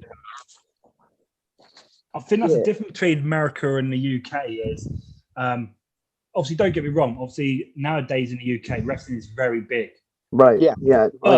But wrestling still has a stigma over here. Like I know people still like, wrestling's for kids. Only kids watch wrestling, or you're meant to be an adult. Why are you watching wrestling? I thought you were cool. Why are you watching wrestling? Blah blah blah. Nobody ever thought something. cool. No, No, mate. I'm the coolest kid you know. I still get questions like that. Yeah. I still get questions like that sometimes. They go like, "Why you like wrestling? Isn't it fake?" Like, because I like it. Like, well, what's the big deal? I mean, but yeah, it's not. I mean, it's definitely not something that you have to keep a secret. Like, No, yeah, it's, I think that people don't admit it as much over in this country, whereas I think in America, like you say, like it's so much bigger and more popular over there. Is Right. that people more openly to admit they like it? I mean, Yeah. everywhere you go in the world, people go, "Oh, it's fake." You watch it fake. I'm like, yeah, so's Avengers. so is The Walking Dead. You know, they're fake. You like them, don't you? Exactly. I've only heard one person say it's fake in front of me, and they said it to Lee. Do you remember that, Lee? Yeah. And what was your answer? Oh no. You carry on. Oh, So- I want to hear this story. We were at a show, and we were escorting some kids out. Well, we're calling kids, the lads out, and they were giving it the big one to us. And one of them turned around and says, "Wrestling's fake." And then Lee just turned around and says, "I'll break your jaw in a minute. Show what's fake." I was just like, "There's your answer." Well, yeah. But I mean, but when anybody said it to me, I'll be like, "I'll tell you what, mate. Right, let me like just slam you on the ground now, yeah? Let me twat you in the head with a chair. Let me do any of the moves that we do on you. Let me get our trainer, Will Starr, to tie you up like a motherfucking pretzel and have you tapping like a bitch, yeah? Don't tell me it's fake and it doesn't hurt, yeah? Yeah, we might work together while we're in the match. Yeah, right, we show that respect to each other, we work together, but, this shit still hurts and you still have to work hard at it. Yeah, I say to anybody who says it's wrestling is fake, I say, well, come down and training, and you'll find out how fake it is. Yeah. No, it's not just that. It's like, I mean, I get it from my older brother. It's like, here comes Ultimate Warrior, like, with all his mates and that, and you're kind of like, yeah, very funny. And then they'll go like, you want to grow up a little bit. You're living in the 80s. I'm like, no, I'm not living in the 80s. I'm living my dream. Yeah, because like, to me and my brother, the 80s was wrestling for us. Yeah. Right. Yeah, I mean, what I would say to no, what I'm living is my dream, is what I love, and I love wrestling. Yeah. If you like horse racing, I'm not going to go like, oh, come on, you live in, you know what I mean? It's horse racing, it's fucking fixed. You don't, you know what I mean? Because it's your passion, it's your love. Exactly. You know what I mean? So to me, wrestling is my passion, my love. I got into wrestling. I weren't going to be this far into it. I just got into it because I loved it, and I just wanted to have that moment to walk the same as some of my heroes growing up from the 80s. But it's such a drug that it's kept me going on and on and on. Yeah. And unfortunately, now I'm hooked up with these three knobheads doing a talk show. Well, Yeah, I mean, Not you. You say that, and obviously, like I say, the question, the thing that's always been asked is where people go to all the time, the thing about wrestling being fake. And I remember, I don't know how many of you watched Dark Side of the Ring on Vice and stuff. Yeah, I watched a couple episodes. It's great. Obviously, on one of those episodes, also, obviously, everyone knows it is David Schultz. That one time when he slapped the reporter. Yep. And it is known as the slap that was heard around the world. And that was back. That was back when, like, the business was taken. This is before the world of what they call now kayfabe. We didn't have all the reality TV shows and everything like that. This is where probably was the most realistic it ever been, in wrestling. And obviously he got asked that question, it's fake, and just slapped the reporter. Slapped the shit out of him. He slapped the shit out of him. Absolutely. That was funny. Hey, don't say wrestling's fake to a wrestler. No, come on. No, not at all. I remember seeing one on an American chat show. I can't remember. I just saw a clip of it, and it was Vader. And Vader got into a lot of shit for it. But I think that the presenter said something to him about it being fake or something like that. And he just stood up, kicked off, and he was like, "Do you want me to show you how fucking fake it is?" Pushing it. The guy was shitting himself. I mean, it's Vader, isn't it? Vader's kicking off. You're gonna poo your pants. But like, that was abroad. That was abroad. That was in. Was that not in? I believe that was in Japan. Was it? Japan? I just remember seeing it a clip ages ago. I can't remember. Oh no, was it India? He got arrested and they wouldn't allow him back into the country, did they? So, Yes, Oh shit! But the guy was shitting himself. Like, Oh my god! Shut your mouth, son. I remember seeing Seriously? that now. I remember seeing that. So we're going to just jump back over to YouTube because obviously a lot of our fans, they're enjoying the show and they want to hear more of what you've got to think about it. So I'm going to go back to Stuart Holden. He's asked, do you think we could ever see Kieran Cross debut on Raw or SmackDown, or do you think they will keep it on NXT? I mean, Karrion Kross is like one of the best wrestlers in NXT right now. So to have him go to Raw or SmackDown wouldn't make much sense, only because he just got back from being injured. So keep him on NXT for a while. I know he won the title, if I'm not mistaken, a couple months ago. Then he got injured, which sucks. But like, you got to keep him on NXT. You can't just push him over to Raw or SmackDown because, in my opinion, if you're gonna push him quick, he's gonna get buried like that. So keep him on NXT, give him the title back, let him have the run he deserves, at least for another year, a year and a half. So, I mean, I know as an 80s kid, like we had not just like WWE, now it's WWF, and we had WCW. Then you also, going back to the early 80s, you had the smaller networks, smaller promotions as well. Is that still a thing within on your TVs? Do you have smaller promotions running shows weekly as well? Yeah, so territories. Yeah, not on TV, but like on like YouTube and like Fight TV, and I don't know if you guys ever heard of IWTV, Independent Wrestling TV. I've heard of it. Yeah. Yeah. So they got like the thing about like in America. I mean England is great. It's great too with wrestling. I love England. I love how you guys have a lot of wrestling, but we have so much wrestling to the point where it's overwhelming to the point where you're like, I don't have time to watch it. Yeah, we got Raw Monday. We got what's on Tuesday? Impact, and then we got AEW NXT. We got Thursday. IWTV has like some shows on their platform. And they got MLW on YouTube, which is Major League Wrestling. And I mean, it's not like big promotions like like top notch like WWE, but like there's still promotions running on other platforms like YouTube and Fight TV and IWTV. I'm going to say you have a lot of platforms over there with so many stuff on compared to us over here. I watch MLW on YouTube. MLW is great. Myron Reed. I'm trying to get him on my podcast. Myron Reed does his thing up there. I had you ever heard of Richard Holiday? Who's he work for, or mainly? He works from MLW. He's an MLW guy. I probably recognize him. I saw him. I don't recognize the name. Yeah, I interviewed him last year. That was pretty cool.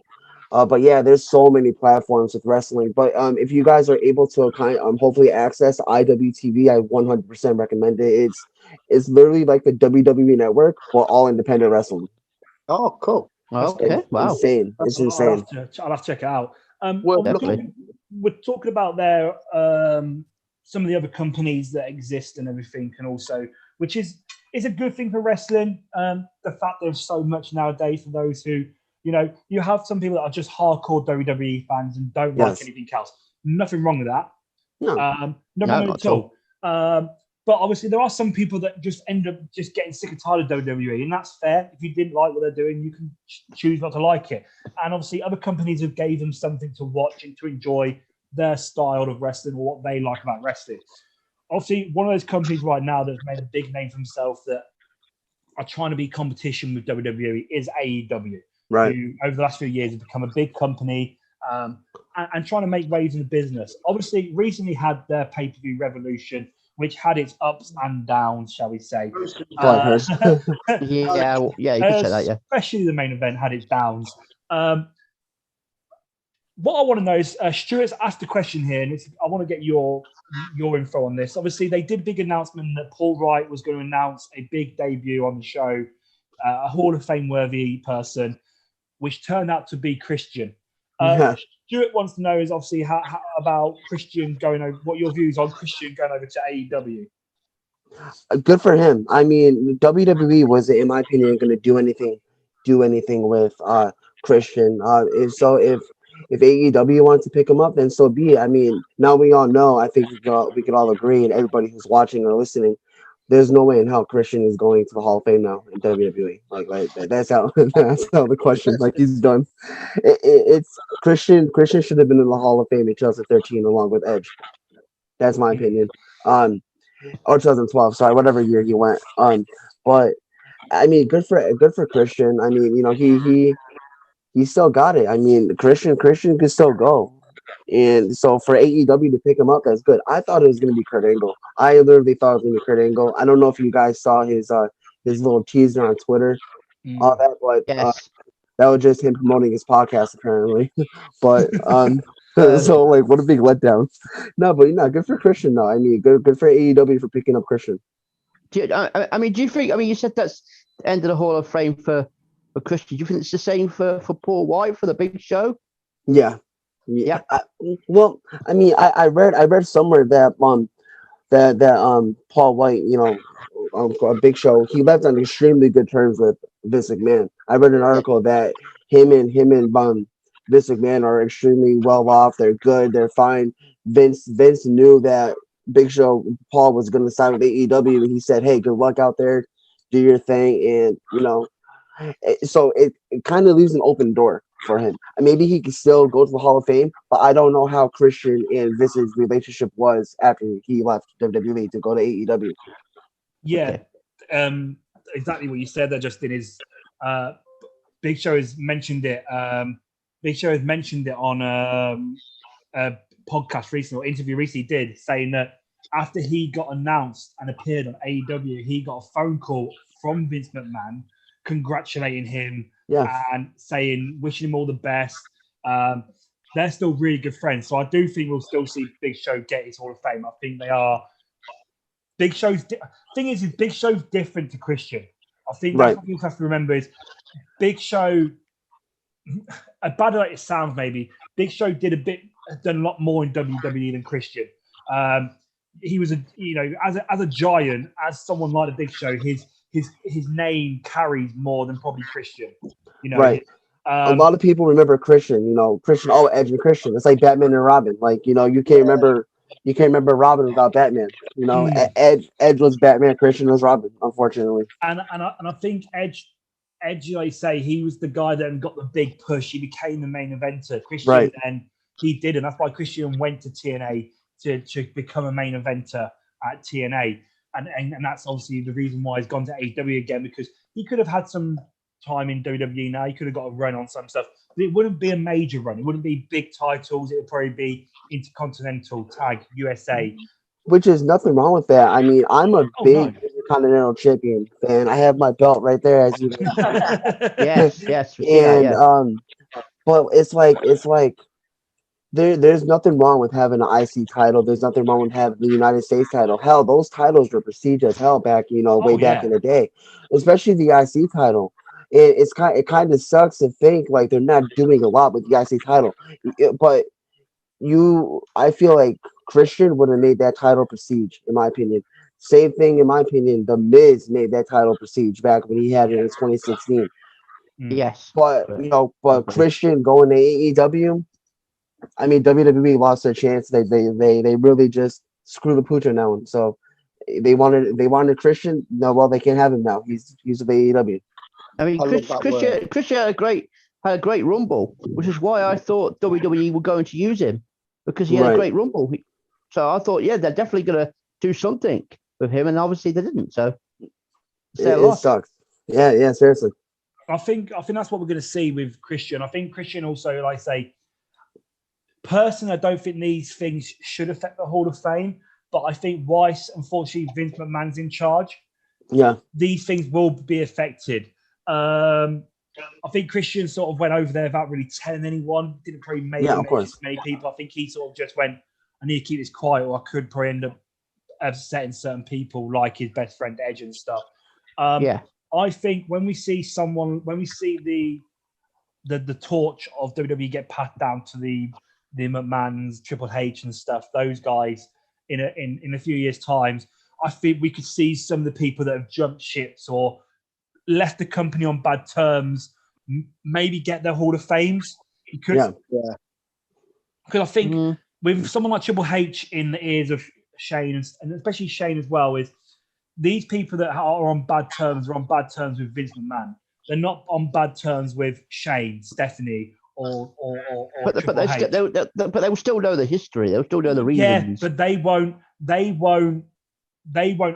like Triple H. If he gets a choice, he's gonna be like, "I'm good friends with Christian. He deserves a Hall of Fame." And they'll be like, "I jumped AEW." He goes, "I don't care," because Triple H has Yeah. always said it. Triple H has made it clear, and so Stephanie said. Stephanie said as well back in Triple H, she doesn't have a problem with WWE making. She would never have a problem with WWE doing partnerships with AEW, TNA, New Japan. They don't see a problem with companies mixing and trying to build a bigger platform for just the world of wrestling.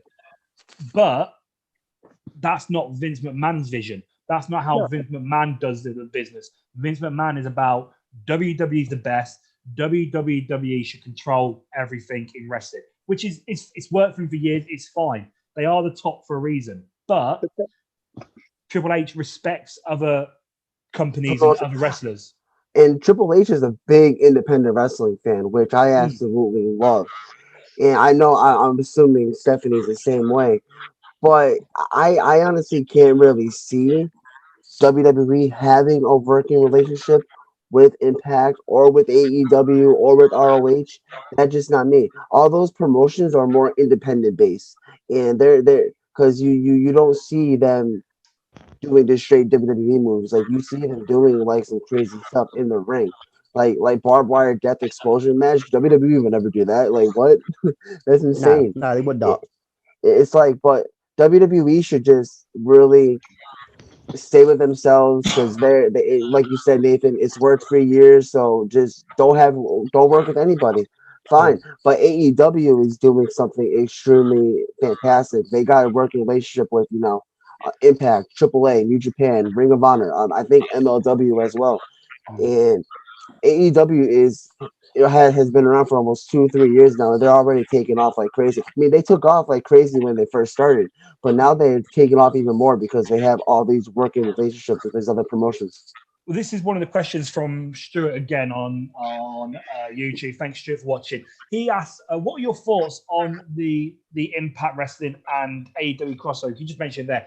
I know they've mentioned Ring of Honor, but nothing's been confirmed yet. I think like Ring of Honor about we've not really seen any of the guys cross over yet. Which right, if there is some, like I say, all these companies have got good performers in them, but obviously the main one at the moment is the one with Impact. We've just seen. And obviously that then brings in New Japan because Impact Wrestling have the deal with New Japan. Yep. What's your views on the crossover? I like it. I mean, because you have all these wrestlers on such a small platform like Impact, but AEW is so much more bigger than Impact, in my opinion, at least. So you're gonna have all these big names in Impact really just go over to AEW to really shine. And same thing with AEW. Maybe they're not doing the best on in AEW, so they're gonna go, wrestle Impact. That's not to say they're gonna get traded back and forth. That's just to see who shines better where. And to have AEW and Impact work together is extremely genius. I mean, it's genius. Yeah, I said this when it happened. When it first happened, I was like, great move for them as a business. Right. Because don't get me wrong, AEW are doing a good job. They've done a good job in getting numbers and getting people interested in their product.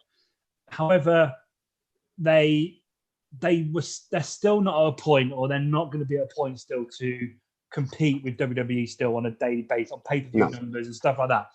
But go into partnership with these other companies like Impact and stuff and bringing all these other people in it, that gives you a bigger fan base. Right. Because Impact fans are Impact fans because of the way in which Impact does things. People that are AEW fans who are just AEW fans because they like how AEW does things, the same as how people like WWE doing things. Exactly. So these fans are now going, Impact work with them, so I now need to watch their shows to know who they are or why they're coming over. And it's giving the fan base to make the fan base bigger. We've just seen this weekend on Sacrifice, which Rich Swann, he beat Moose last night, right? Huh? Rich Swann just defeated Moose for the title. Yeah, so you haven't watched it. Sorry, spoilers alert. Yeah, so in the main Thanks, event, Justin. Thanks, mate. Yeah, thanks, mate. obviously We wanted in to the- watch that, mate. that's not our Ruined my fault. night. So in the main event, obviously, it was a match to make the Impact World Championship and the TNA World Championship one championship because they're sort of now the same company. But the winner faces Kenny Omega a couple of weeks down the line. So it's going to be Rich Swann versus Kenny Omega. Yeah. So it's Hey, gonna I'm be- looking forward to seeing that, though. huh? I'm looking forward to seeing that. Justin, don't worry about it, mate. Trust me, mean- we've fucked up a lot harder than that. Don't worry about Well, it. what's next, Justin? Yeah, we've announced people's deaths before they even happened. Unfortunately, You know what I mean? Oh my god. What's next, Justin? Are you going to tell us that Bruce Willis was a ghost in Sixth Sense or what? obviously, like I said, they've got all the crossovers with obviously Impact and AW and New Japan.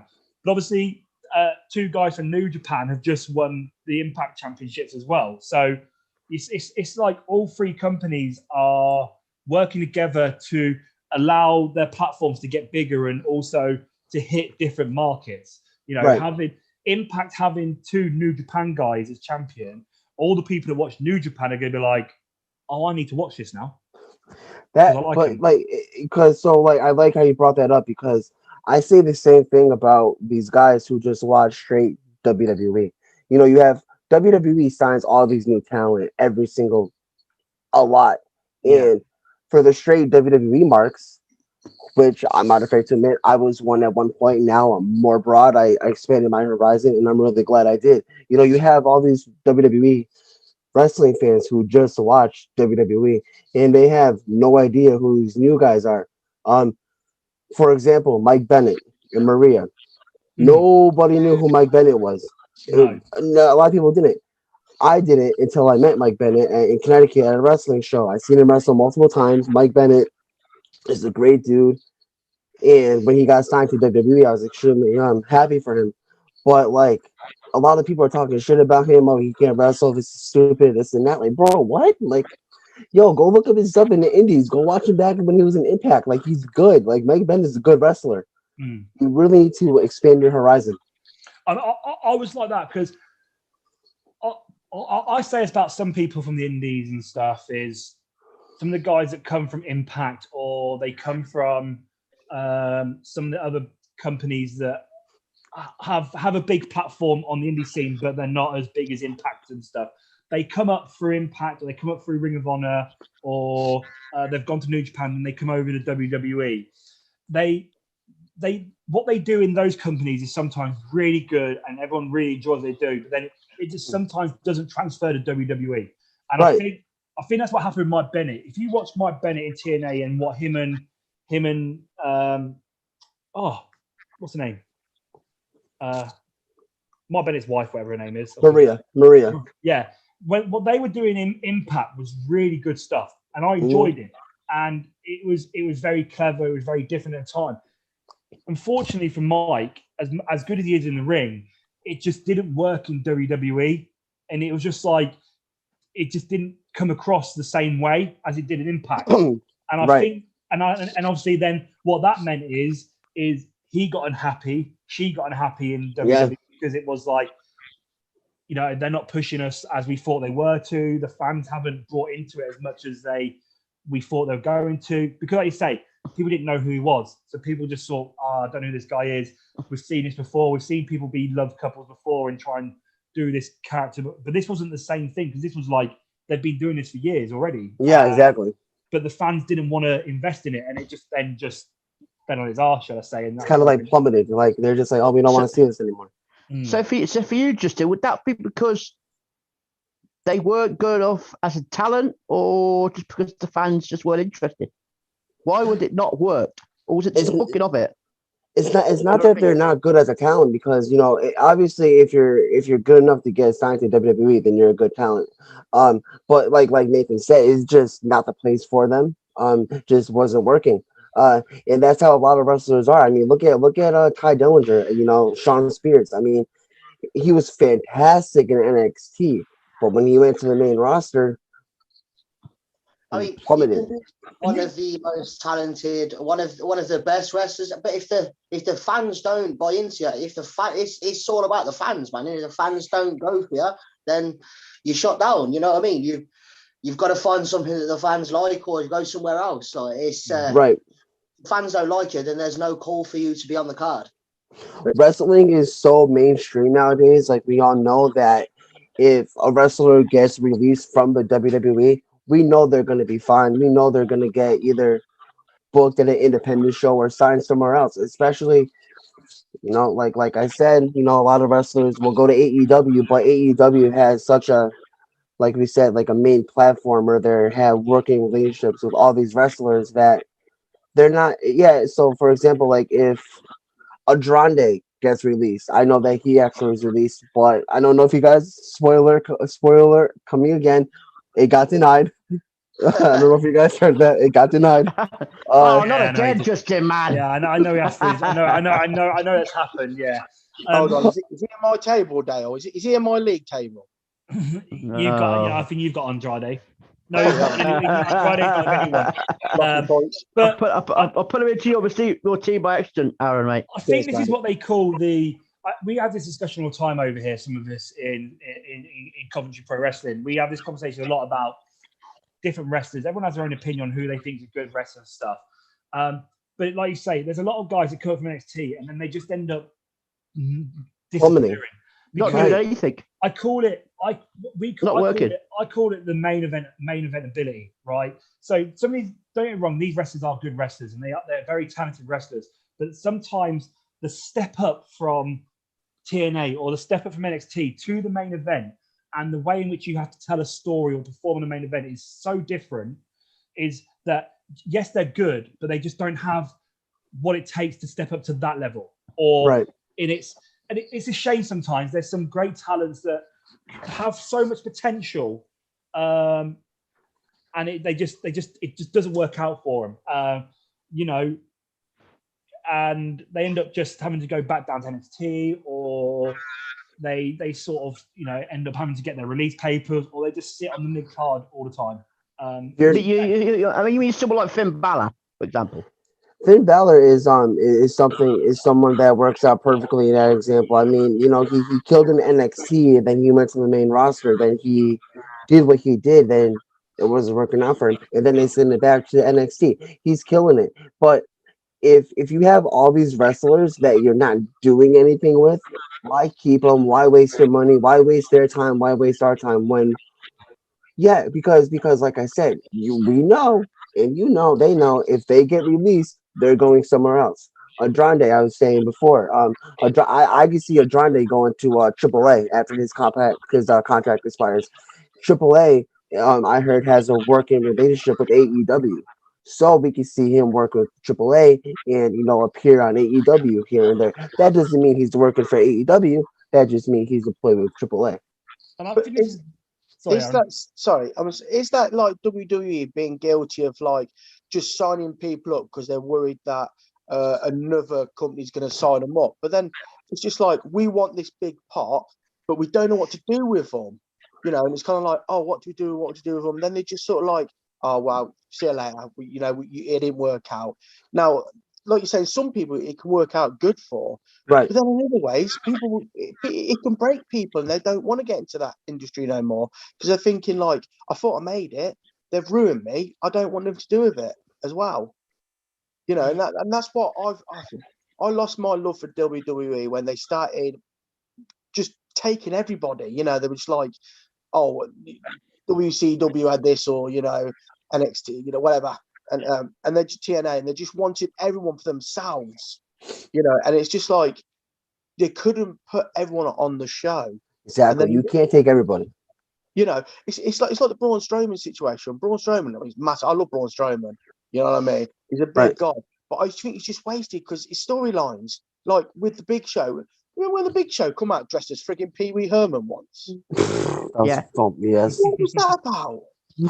I don't know, man. I don't know, bro. That was really random. But I like how you brought that up, like WWE signing all these guys, like you said, because they know if they don't sign them, someone else is going to pick them up.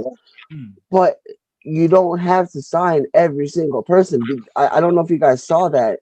WWE had like the biggest signing class ever. Mm. They signed like 20 people, like 20, 30 people. Like, why? Why are you signing all these people? Like, that's not, I'm not bashing those wrestlers because a lot of the wrestlers who got signed are fantastic. I know one of them. I met one of them before, and I'm happy for him. His name is Christian Casanova. If you guys never heard of him, go check I him know out. it is, yeah. I love Casanova, man. That's my boy. Love that guy to death.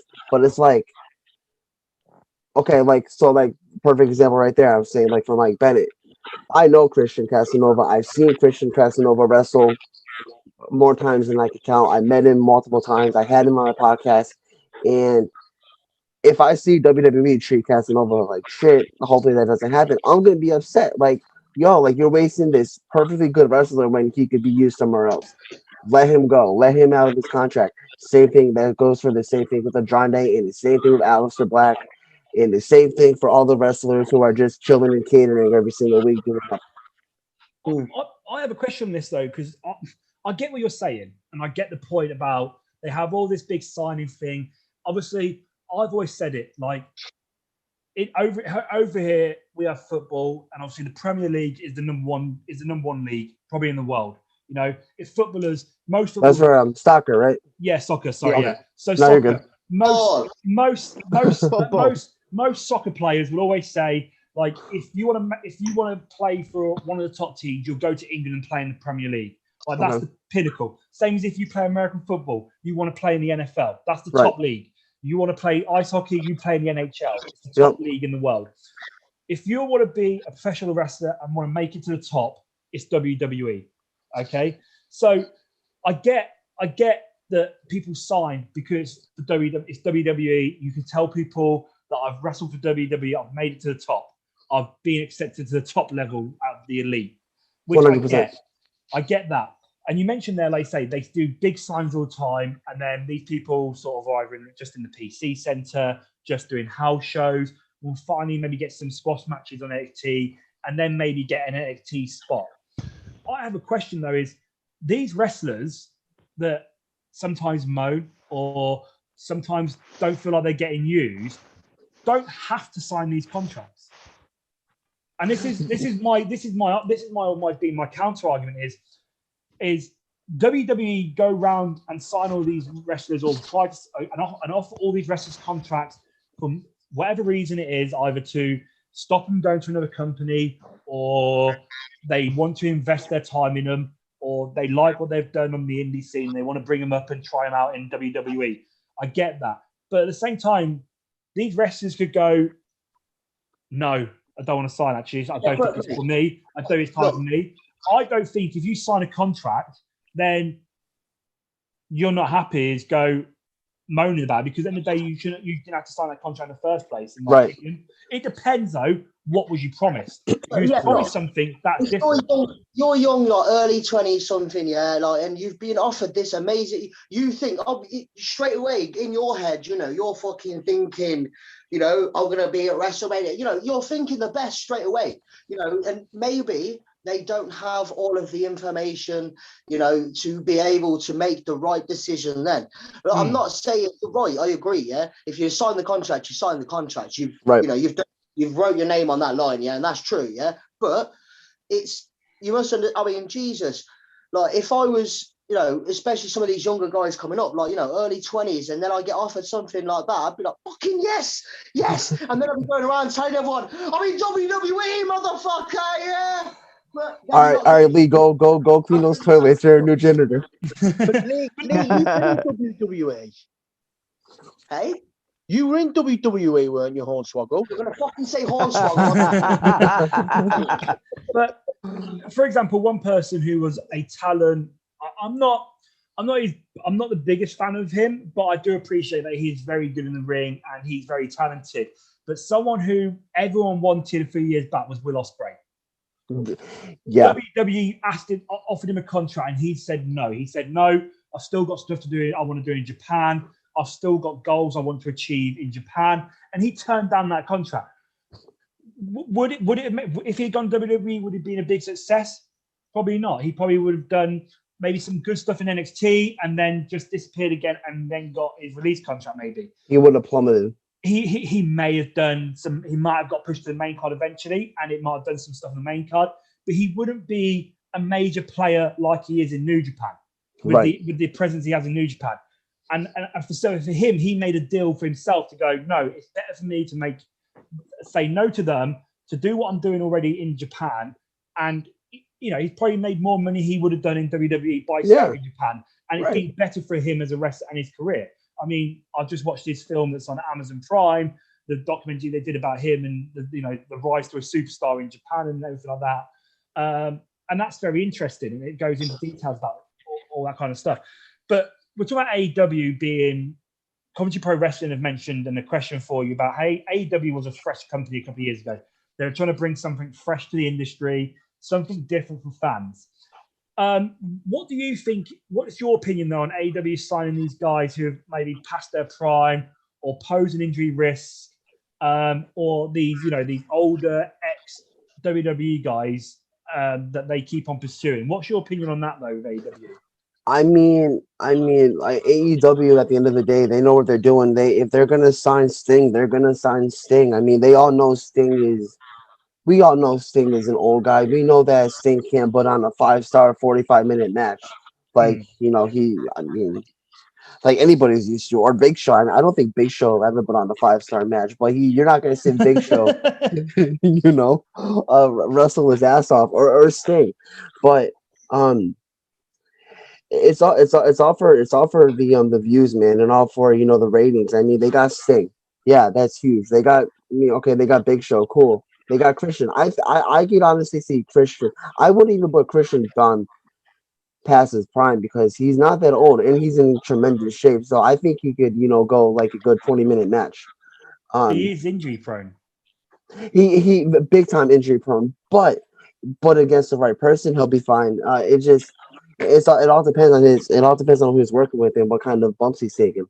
I think the way I look at it is All Elite when it first came out, it was supposed to be about, like you say, Elite. It was supposed to be about bringing in the up and coming guys. Yeah. Right.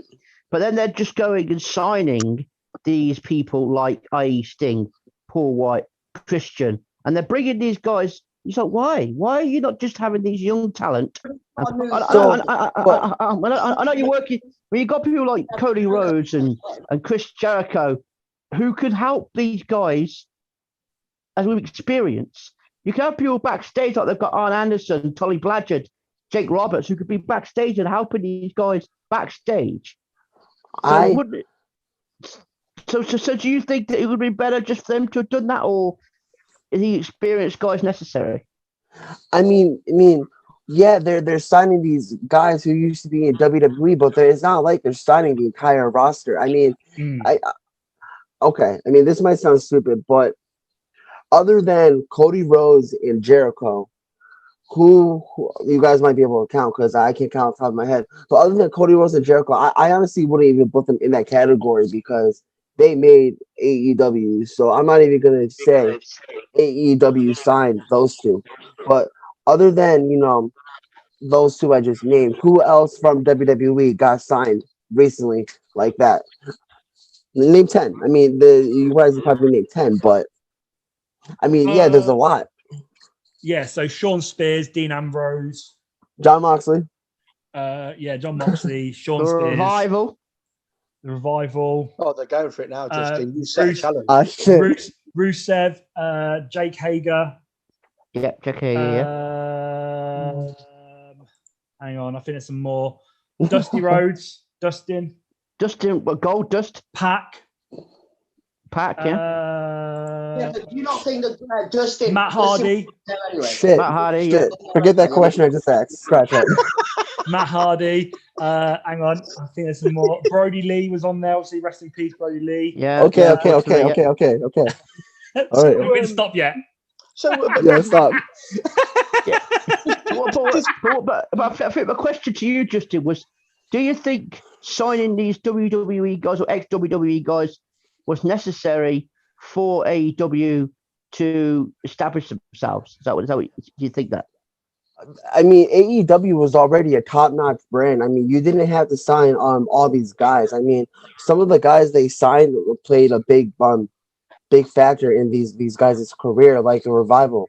Yeah. Sean Spears, you know, I know he's gonna be starting to do his thing with MJF and or whatnot. But it's like, I don't know. I mean, like for people for like, you know, Rusev, Miro. I mean, I was really excited. Miro. I was really excited when he got signed. I thought he was gonna get, you know, a big push there, but they're not doing much with him.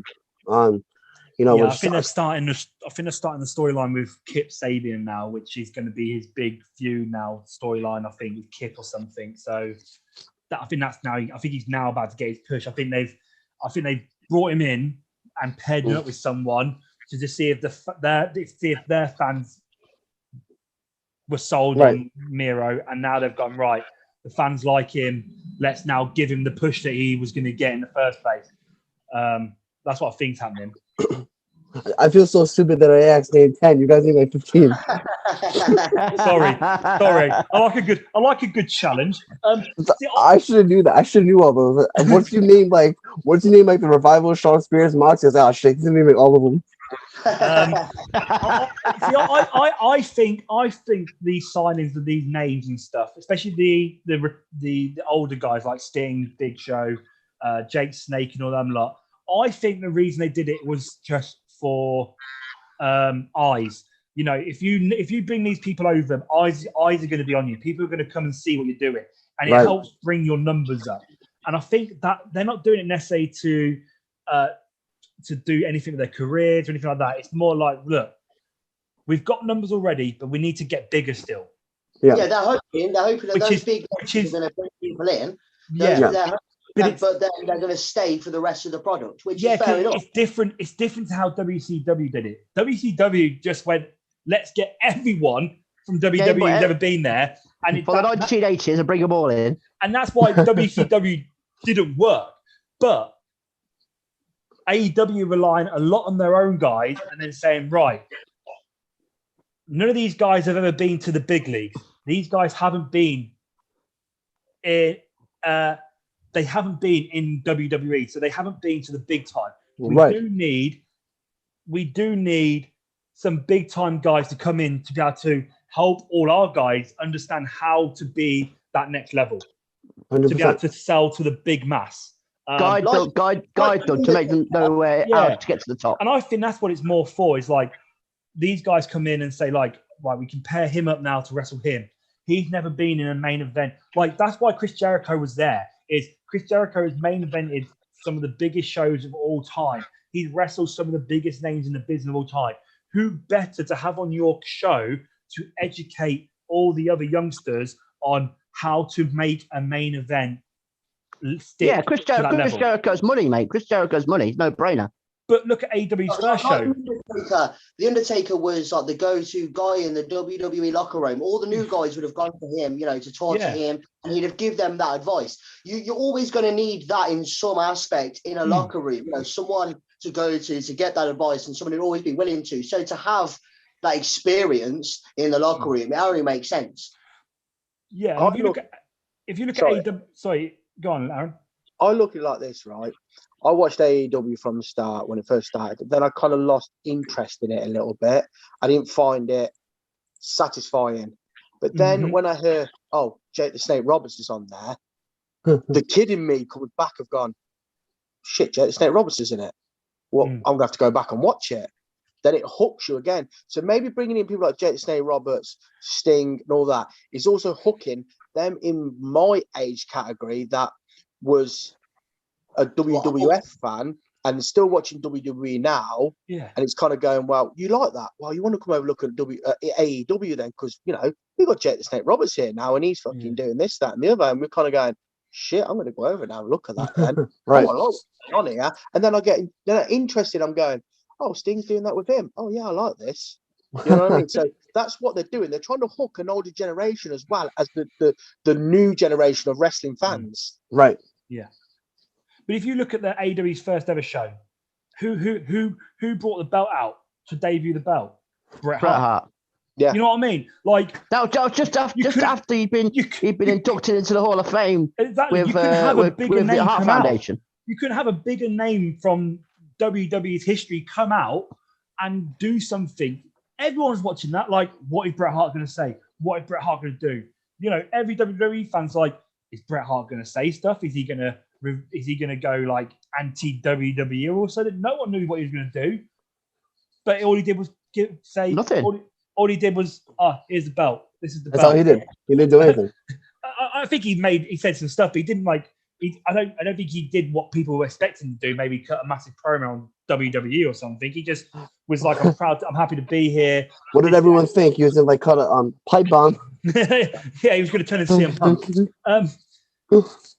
Obviously, we're talking about AEW. Yep. We're talking about some of the obviously companies, Impact Wrestling, New Japan, MLW, all these other companies around the world that have obviously online presence or even TV shows out there.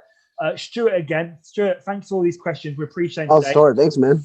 Yes, mate. Who do you think is one of the biggest heels in the world, in the wrestling world, outside of WWE? MJF. MJF. Yeah. MJF. I think MJF is doing a great job. He's brilliant, man. I love that guy. The thing with MJF as well, though, is do you think he would? He may never go there, but if he was to go WWE, do you think he would still hang at the top in WWE? He would be the biggest baby face there is. Just look at him. Like, he would be like the biggest baby face in WWE. That's just my opinion. MJF, if you're listening somehow, like, nah. But Well, thank you. Yeah.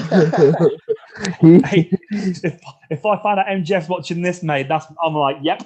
I'd love to know who the biggest name ever watching this is. I'll be happy. Yeah, no, he's a big. I mean, he's the biggest heel right now. I mean, look what he's doing. Like, his heel work in AEW is phenomenal. That shit would not roll in WWE.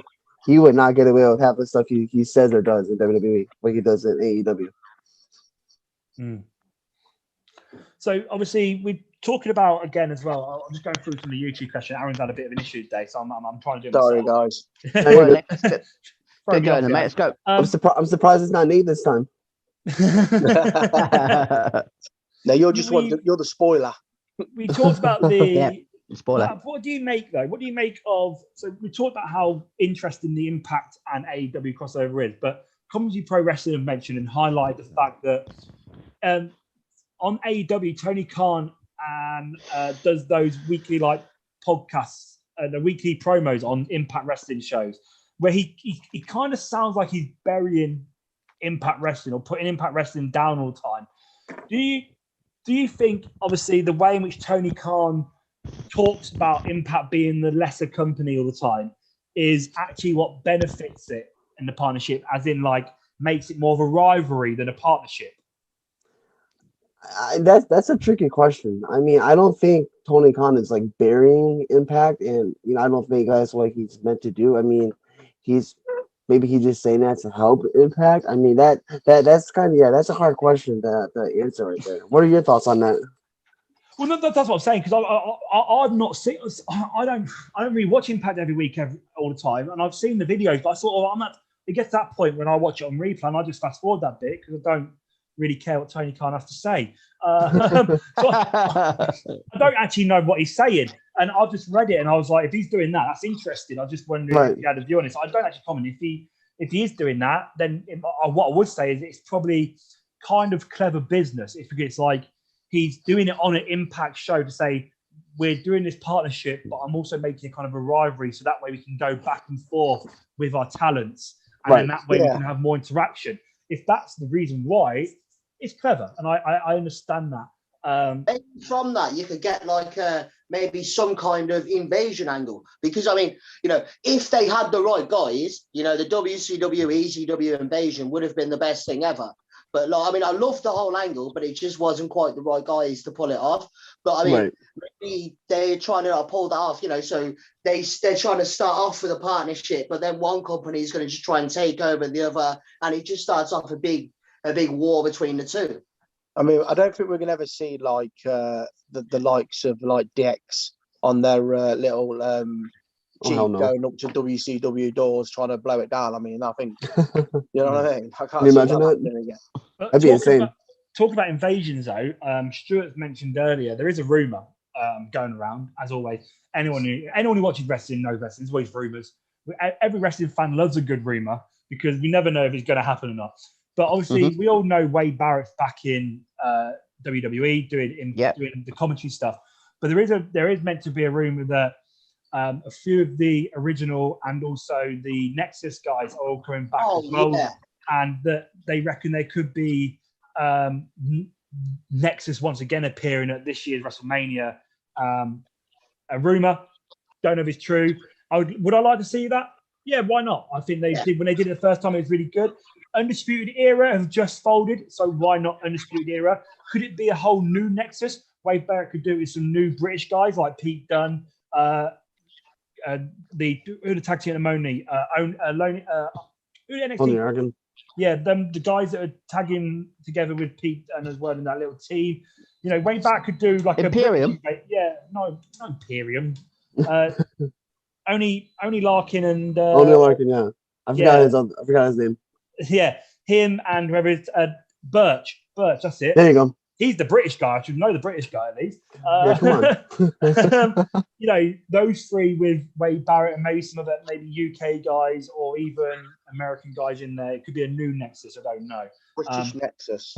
But if that happened, that'd be cool. We've had some other questions. One of the other questions I've got is from Jenny Holroyd, who says, in your opinion, who is the best tag team ever out of these three? She gave you a list of three. Dudley Boys, Hardy Boys, or Edge and Christian? Oh God, those are three classics. You gotta put the Hardy Boys there. Hardy Boys are like the greatest tag team of those three. I mean, no question. I mean, that's a tough one. I love how she gave me some options, but not those. Like, come on. So if you weren't given the options, who would be your favorite tag team of Oh, all time? I might sound stupid when I say this, but like, you know, it's some extremely underrated, not underrated, but like a team that I feel that should have kept going is American Alpha. Okay. Yeah. Okay. I did like American Alpha. They were quite a legit team, weren't they? I love them. They did very good after. You know, I didn't like what either of them did after. So yeah, No. I agree. But I don't agree with Jordan. Edge and Christian all the way. Those are the benefit of those are flash photography. They were brilliant, man. Well, I don't agree with that either because I think the Dudley Boys They were sick. Yeah, I mean, were a fantastic team, and they would probably be my pick, to be perfectly honest. She's asking me like which of the three is the best, and she's also, you know, we all know the matches they had at WrestleMania 17. You know, the greatest WrestleMania of all time. Yes, it was. You know what? I love tag team wrestling. It's one of my favorite wrestling, and I mean, I was in the era of the Rockers. Right. Yeah, oh wow. Yeah. When the He's Rockers old. came, Sorry, yeah. Just say he's old. I'm old, man. I'm old. Okay, let's get when God says switch the light on, I switch the light on. You know what I mean? Let's get that. The Demolition and the Legion of Doom and Legion of Doom, yeah, the Rockers, Natural Disasters. I knew you were gonna say Natural Disasters are the best. I love them. Yeah, I've always. The Bushwhackers as well. Bushwhackers. They changed so much. Like they weren't good. I tell you what. Who else were there? Who else were there in the 80s? I met them. Midnight Express. The Powers of Pain. No. I forgot the tag team. the Mega They were in AEW for a while. Ricky. Oh, it's the Rock and Roll Express. The Rock and Roll Express. Yeah, okay, there you go. Yeah, Rock and Roll Express. Okay. They were sick, mate. They were fucking awesome. They were a great tag team. Yeah. The Rock and Roll and the Midnight Express, both great teams. Great There you tag go. team. I love tag wrestling. I love everything about it. You know. Okay, so here's a question for you guys. What is your opinion is like the best WWE tag team match in modern era? Modern era, as in 2010 to 2020. Oh, It's hard. I know it's hard. where was WrestleMania 17? 2000 and Yeah, before that, mate. it was 2001? before that. before that. 2001? It's after them guys. I was 6. You know what it might be? I think it'd have to be a match that probably involved the New Day. Yes. Because I agree. because I look at tag team wrestling, we're talking about tag team wrestling. I look at tag team wrestling, and I enjoy tag team wrestling. I do love it.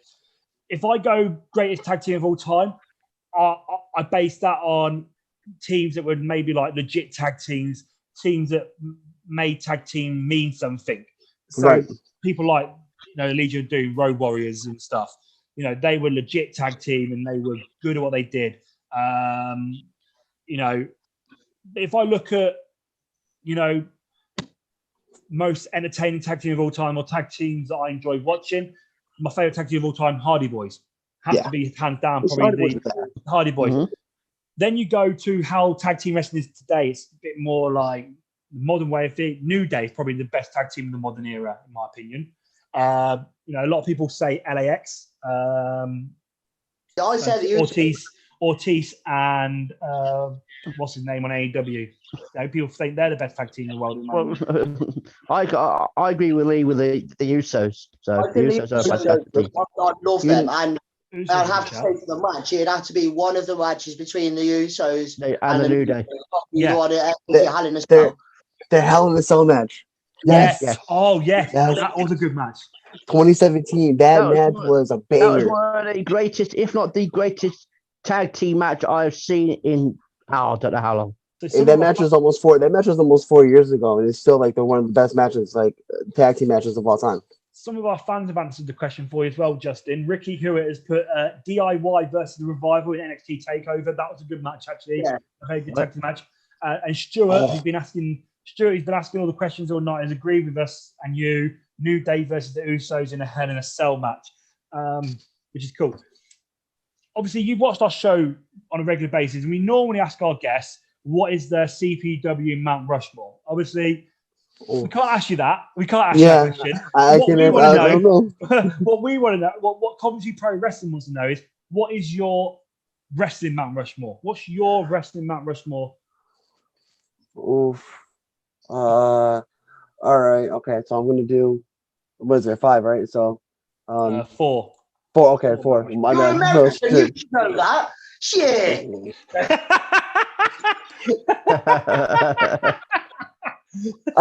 Hey, I knew it was 4. I was just making sure you guys knew. He's testing the English. He's testing the English. All right, so I'm gonna do Shawn Michaels, Undertaker, John Cena, and Stone Cold Steve Austin. Solid. I can't argue with that. You can't, no, 4 of the greats of all time, probably there. All I done think stuff I in actually business. saw Justin. I saw you put that up yourself on the Facebook for the Mount Rushmores. I saw you put that up yourself. You not post for the Mount Rushmore? The Nerds of Wrestling, right? Yes. Yeah, probably. I probably did a long time ago. I'm Oh, sure- well. Dal's I'm sure I've seen been it. stalking you, scrolling through. Got to 2008. Was like, oh, there he is. You put a lot up. You do put a lot up. I only joined recently to Nerds of Wrestling, and every Yes. 5 minutes is ping, ping, ping. I'm like, Hey, it's not all me though. It's people like posting like crazy. Like, oh, let me check right now how many freaking people are trying to post on there, because there's people because I had to approve the post before. There's 50 pending posts. People trying to post on there right now. Wow. That just shows you're doing something right, though, doesn't it? If people are trying to. Yeah. Last summer, this is crazy. Last summer, I took a bit of a hiatus. Because I was just going through a lot. I did so many podcasts. So last year was like a really rough year for 2020 was a shit year for a lot of people. Yes. 2020 was when I started What's Up Wrestler. Go check it out. What's Up Wrestler is my podcast, and I started last year in February, and I was supposed to do one every single week. But I was doing one every week, and then I got laid off from my job. I'm a preschool teacher, fun fact. And we got laid off, and then I was home doing nothing, so I'm like, let me just do podcasts. I shit you not, I did a year's worth of podcasts in 3 months. Wow. I've interviewed over 75 wrestlers in 3 months. Wow. And I think it was like in like June or July. I'm like, okay, I'm gonna get off Facebook for a little while. my friend who helped me run the group, I said, "Hey, listen, I need your help. I'm gonna be off, social media for like a couple of weeks. Please take care of Nerds of Wrestling and everything." I wasn't posting, but I was checking it here and there. And there was one point where I checked Nerds of Wrestling. Guys, there was 500 pending posts in one day for people trying to post. I'm like, Wow. guys, are you not going through these posts? Like, go through them. Like, come on. I Help me spent out. 3 hours. I spent 3 hours to go through all them. Yeah, Help me out. 500 was like the most. Sounds a bit like Nathan's grinder inbox. That does. Cheers, mate. So you just mentioned there, obviously, you mentioned there, obviously, your podcast, What's Up Wrestler. Ladies and gentlemen, obviously, if you haven't checked it out, go check out his podcast, What's Up Wrestler, available on Spotify, iTunes. You post up the live videos as well of the What's Up Wrestlers on Facebook as well, don't you? Yes, I recently just started doing live interviews this year. Last year they were all just phone calls, but I wanted to really change it up this year, and now I do them through StreamYard live. Okay. So obviously, ladies and gentlemen, obviously do check him out. Like I say, follow What's Up Wrestler on Spotify for the weekly. I think they're weekly podcast, is it? Yeah, I try to do them weekly. I mean, yeah, weekly, every other week. Yeah, I try to do them when I can. Regular as possible. It's a hard thing to get. Oh God, there's so many. I just booked my guest for this Thursday, so I was like, wait, I need to do a podcast this week because I forgot to book someone. I was like, shit, I gotta book someone. So we talk about Mount Rushmore. And obviously, on Mount Rushmore, it's obviously they're all males. Who is controversial? No, who's your favorite female wrestler of all time and current? Just my current of okay. So of all time, that's hard. Of all time, would probably be Trish Stratus. Yes. Of all time, Yeah. Trish Stratus. Currently, right now, Sasha Banks. Right. Yeah. Sasha Banks. And that brings me to my point. I want to ask you guys about the WrestleMania match this year with Sasha and Bianca. Who do you guys have going over? Oh yeah, we mentioned this earlier. I'll start off. I want to see Bianca Belair. I've liked Bianca Belair since NXT. Well, even when she was heel, I liked her, and now she's progressed to the main roster. I think she's very unique, very different. She's so good. She's so strong as well, which I think helps make her look so much more legit. And I tell you what else got me liking Bianca so much earlier on in her career was when the first time she ever used her hair as a weapon. Yes. And I was just like, oh my God, that is so unique. That is so cool and clever. Right? I was like, that's a winner. That's a winner. It's like blown away by that. That's the future. That is a future. I've been thinking superstar. about doing that myself. Yeah. Using my hair as a weapon. Oh wow, yeah. I can imagine, mate. I can imagine. You already do, mate. You headbutt people. You already do. I agree. I'm going to go for Bianca as well, just because from day one I've loved her. I've thought she's been amazing, and what she's doing now is brilliant. So yeah, I'm going to go with Bianca as well. I love that. Sorry, Lee, I can't argue either, mate. I would go with Bianca Belair as well. I think if to put Sasha over her now would just be a disaster. You can't build this girl up this much and then put Sasha over her. My view, Right. anyway. Yeah. I think I'm the same. In theory, Bianca Belair's going to win because it's carrying on the next generation of wrestling. No disrespect Sasha Banks, but she ain't going to be around forever. Where Bianca's at the start of her career. But for my own point of view, that I've got Sasha Banks in my team that I want to make points off to beat people like them. You know what I mean? I'm going to have to go with Sasha Banks. So that's the only reason I'm going to go for her. So I love how, because I really wanted to talk about this. I love Sasha Banks. Sasha Banks is currently my favorite women's wrestler. So is Bianca. So is Alexa Bliss. So you guys all know every time Sasha held a title, they seem like to have a curse with her retaining it, right? And it's like every time she held it, she always dropped it like that. Whether it was a Charlotte or I think it was just a Charlotte. She could never successfully retain that damn title. And when she won. So I remember I was doing a prediction podcast for Hell in a Cell. I said I got Sasha Banks beating Bailey, and I said I have Sasha. Give me 6 months. Let Sasha hold the title for 6 months, and then she could drop it. I don't care who she drops it to. Let her have a decent title run. And I feel like my prediction is going to come true because 6 months was around in April, and April is WrestleMania. So I'm like, okay, Sasha has had a great title run. It's time to put Bianca over. That's not to say Sasha is never going to be champion again. Sasha had a great run. She proved she could retain the title successfully for 6 months. Let Bianca do it now. And then have Sasha win it again in the future. But this is Bianca's time. You can't have her. You can't push Bianca like that and have her just lose at WrestleMania. No, yeah, I completely agree with you. And obviously, I think they say Sasha's been around for so long now that she's already done a lot in the business for women and women's wrestling. And it's sort of like her, Charlotte, and Bailey, and even Becky when she comes back are sort of like they're like the mothers of the women's division in WWE nowadays. Like they're the women that are going to stay around for years. That will just, they'll get the title every so often to help build up a younger female or to put someone over. Exactly. To make someone better, shall I say, or to give someone else an opportunity. That's going to be their roles from now on, probably for the next 5 to 10 years. Which is nothing wrong with that. Sasha, Charlotte, Bailey, and even Becky when she comes back will get the belt every so often. And even Asuka. I think Asuka is in that role as well nowadays. She seems to get the belt and then she has it for a long time because people like watching Asuka in the ring, but people like people going up against Asuka because it's like you're not ready for her. It's hard to beat. She's the most legit wrestler because of her Japanese background and training in Japan. It makes her more legit, they people think.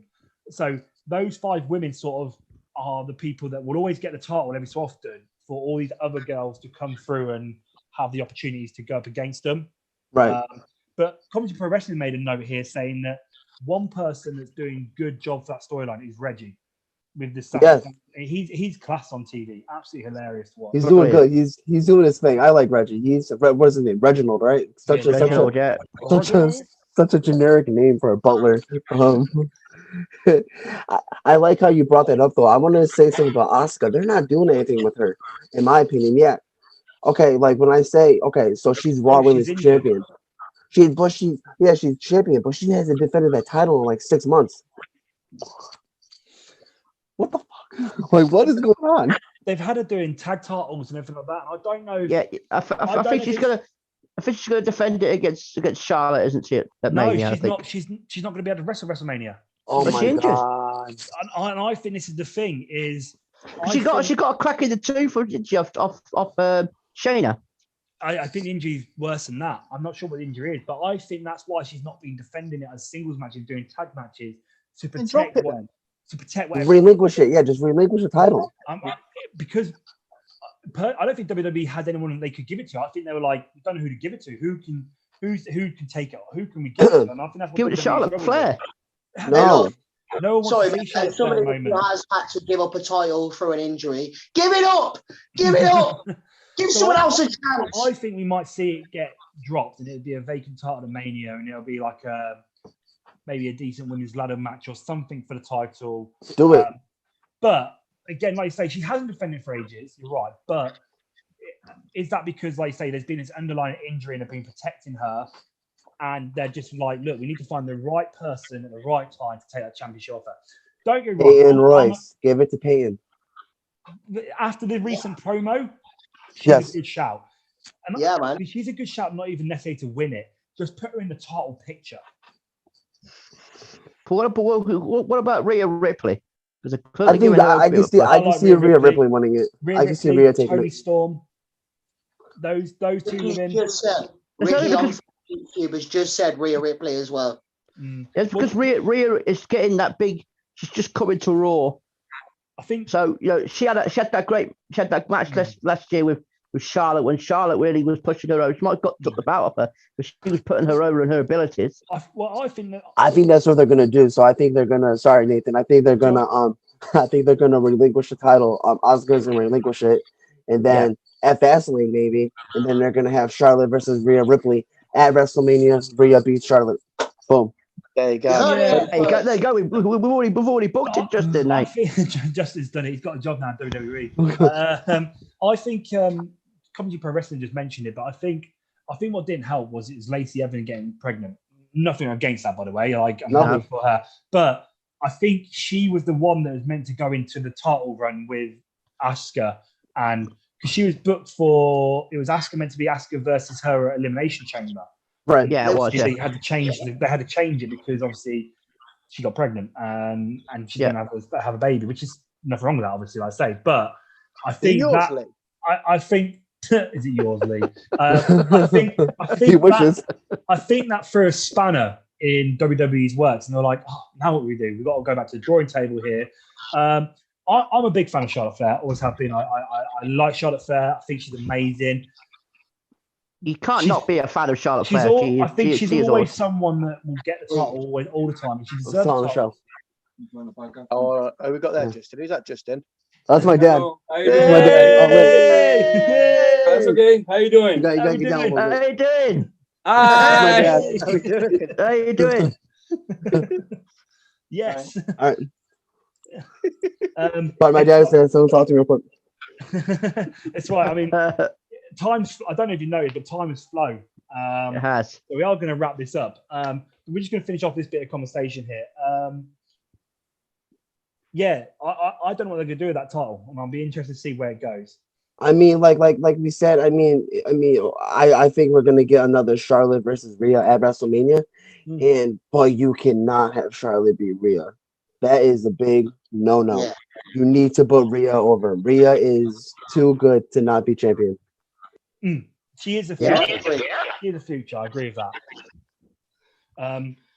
You agree with that as well, Lee? Yeah. Yeah, 100%. I mean, like I said about Bianca Belair earlier, like ever since like Rhea Ripley came on the scene, like ever since I first saw her, I was like, she's brilliant. She's gonna go far, 100%. Right? Yeah. Definitely. Yep. They've got it. I mean, they're not in my league team, Yeah. so I'm not really bothered who wins it. I think we're not going to know what's happening until Fastlane. No. I think Fastlane's going to be used this year to sort of just really build up WrestleMania because Right. it's so quick and short notice for WrestleMania this year that they're going, right, let's build it up on Fastlane, and then obviously on Raw and SmackDown after that we'll do it. So I'm looking forward to what happens at Fastlane, and I'm looking forward to WrestleMania. I think it's going to be a very, very strong WrestleMania this year. Yeah, I agree. Because of the pandemic we've had for the last year and a half, for not having a proper WrestleMania last year, really, they're going to go all out. It's going to be blockbuster match after blockbuster match. Like I think we're going to see Randy Orton versus The Fiend. We're going to see. Yes. We're Yes, going we need to to see see Bobby that. Lashley versus someone big. Bobby Lashley is going against someone major deal, a major name. He's going to retain it, I think. But the person he goes up against is going to be someone big.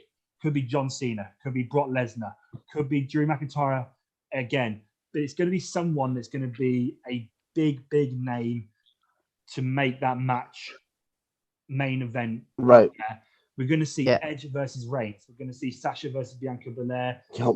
Bad Bunny wrestling The Miz most likely. I know we're going to see probably a Hall of Fame, some Hall of Famers come out and do some stuff out there. I'm sure we always do. Maybe some good tag team matches. But I reckon this year WrestleMania is going to be big and epic, no matter what. It's the first live crowd they had over a year, so they're definitely gonna go all out for this. Yeah. It'll be big. Oh yes, I agree with that definitely. It's going to be a kick in the ass if it's shit. I'm excited. I'm excited for it. I mean, I'm looking forward to WrestleMania. It's gonna be really good. Like you said, just like I said, just as a live crowd itself. As long as they don't put the pyrotechnics guy that did AEW, they're going to be all right, really, aren't they? What was sparklers? Yeah. Did you guys see? Did you guys see the meme on like the next day? Spoiler alert again. Did you guys see the meme of AEW just signed the Sparklers? I mean, Justin, if that was a spoiler for someone, I don't know where they'd been living. Because no offense, everyone knew about that happening because it was the biggest screw up ever. everyone in CPW did, because our head trainer basically just put on our page, the AEW Revolution, not how to do wrestling. That's not Well- that had not to do it. That's how not to do it. I've got one last question for you from the All right, YouTube let's- chat. I've got two actually. I lied. right. While we're talking about WrestleMania, do you think Coventry Ferrison's and do you think that Jey Uso has a big future as a singles guy? 100%. Yes. As long, I mean, he's been doing his thing with Roman, doing all that stuff. As long as they keep pushing him as that same character, I can see him doing his thing as a singles competitor. That's fair. And we had one earlier from Mr. DeWinter again, because earlier in the night we were talking about how obviously, when we were younger and they sort of push things on us, we sort of Right. didn't really get it. We didn't really notice it because we were so young. And as we got older, we're like, oh, that's what they were doing, or that's what's happening. He asked the question: do you miss the innocent or of the ignorance, Justin, that we nowadays that you have when you were a kid? Do you sometimes wish, like, as a wrestling fan still to now, that you could still be as innocent and ignorant as you were when you were younger? Or do you like the fact that you're more knowledgeable and understanding and can make your own decisions on things? A little bit of both. I definitely do miss like the innocence, but I definitely do like how I have the knowledge now to where I could voice my opinion. It makes sense. But as like 11-year-old, it was just, oh no, John Cena's the best. Oh no, John Cena's the best. You couldn't argue with me. I'm gonna say all the time, John Cena's the best.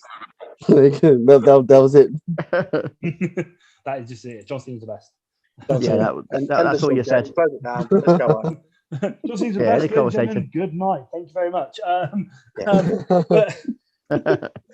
But yeah, I think, maybe once WrestleMania's happened, we can probably get you back on, Justin, or we maybe have to do something else where we can discuss WrestleMania and we can't do the night after WrestleMania because, Dale, do you watch WrestleMania live or do you have to watch it the day after? Don't be.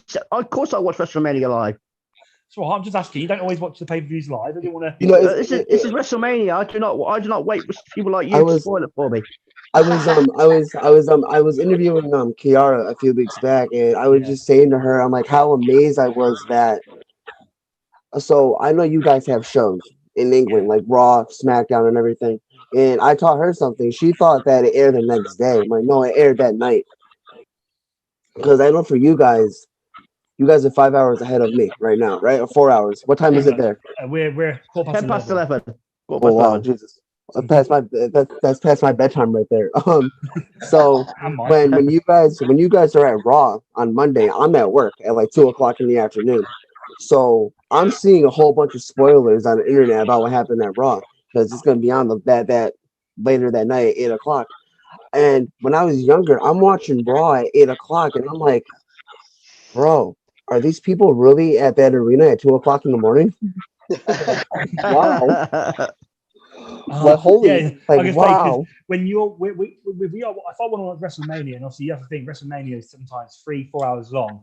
Right. I'm watching WrestleMania, and I'll sometimes go to a bar or a pub to watch WrestleMania on the big screens. Like you're plastic by the end of it. It's like over here it starts about 1 a.m. and we're finishing at 5 a.m.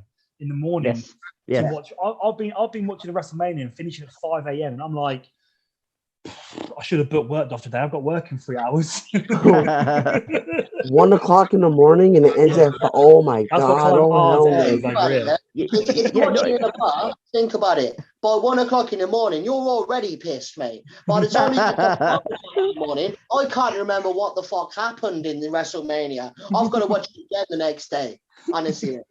Oh my God. Oh hell no. You guys are MVPs for that. Like down to you. Honestly, sometimes on about midnight or 1 a.m. That's when it starts. Right. Oh England. God. It ends at 1 o'clock for me. Like that's normal. Same with Super Bowl as well, isn't it? Yeah. If we want to watch Super Bowl, like that's like starts at like 1, 2 in the morning, and we're like, oh my God. I watched Super Bowl this year, and I finished what I was talking to Mr. You guys are amazing. I was talking to Mr. Richards whilst watching the Super Bowl because we were both watching it, and I think it finished at 6 a.m. when we finished watching the Super Bowl this year. 6 a.m. it was when it ended, and I was just like, Bro, I'm up at 6 a.m. getting ready for work, and you guys are watching the Super Bowl. That's how much we love it. Who do you support American football team? Denver Broncos. Broncos. And Broncos. who? I mean, I'm going to ask you the question, even though the picture's behind you. It's on my team. It's on my Is it team. not? Who's No. your ice hockey team? What, then? So- the penguin behind you? No. Yeah, the Pittsburgh Penguins. So, I mean, I support them. I mean, but I'm not a big hockey fan. So the gentleman you just saw earlier was my father, and I live in a basement at home. And this is my dad's man cave. And when I moved down here, he said, "You're not taking the stuff off the wall." I said, "I don't want to. I want it up there. I like sports, so I'll leave it up."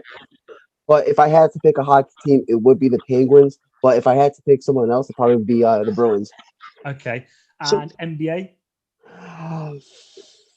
I don't really care. I mean, I care for NBA, but if I had to pick, it'd be the Warriors. Okay. You know, Stephen Curry, bro. Like Curry's a Where's beast. that? Steph Curry is yours. Where's that? The Warriors. Where Huh? are the Warriors from? Golden State, California.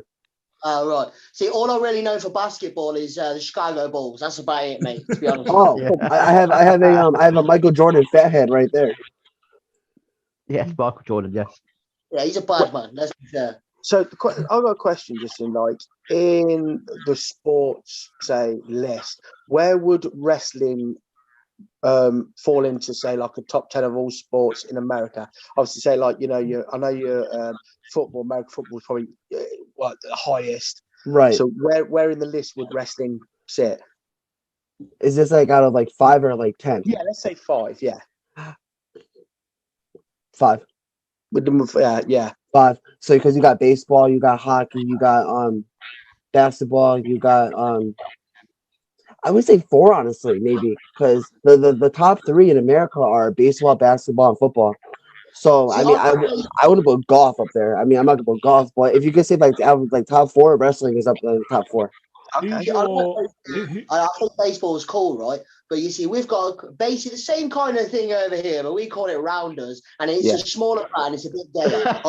I know, but no, because Lee, we have softball over here because I play softball, which Oh is no, also. you don't. What do you know about your softball? Yes, I do. I You play. play balls. I play for Coventry Man Blitz. balls. That's all you Um, play, man balls. Obviously, softball comes from American sport, which was a version of baseball that they created called softball. Who's your baseball team? Boston Red Sox. Pardon? The Boston Red Sox. Okay, Red Sox. Like, Okay. are they the ones who play at Fenway Park? Yes, Yes. Yeah, that's famous, man. Fenway Park right there. Yes, that's right.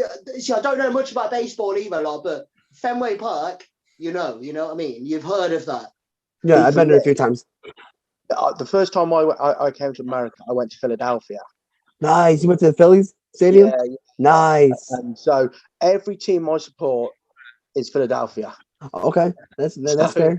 Because I remember we went for a tour around Philadelphia, Right. and they were literally showing us all the different stadiums, and I was just like, wow. And they even took us to like where Fresh Prince of Bel-Air. So they're like, oh, Nice. Bel-Air is, and it was like pure rough as anything. I was like, okay, can we keep going past this?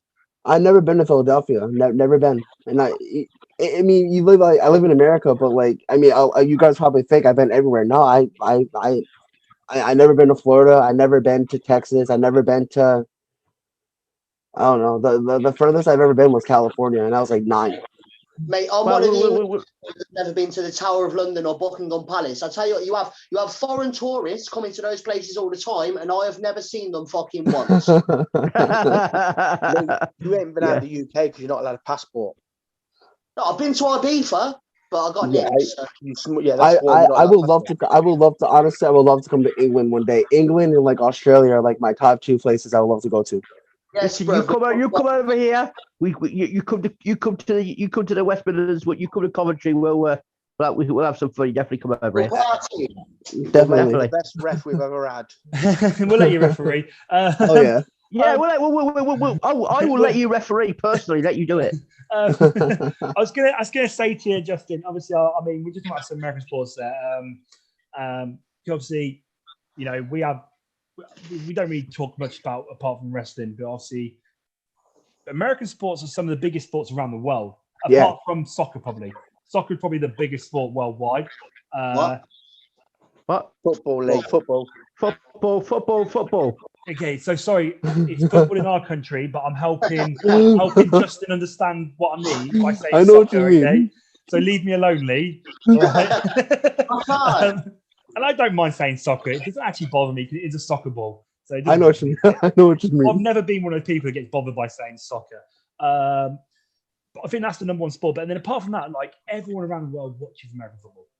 Yeah.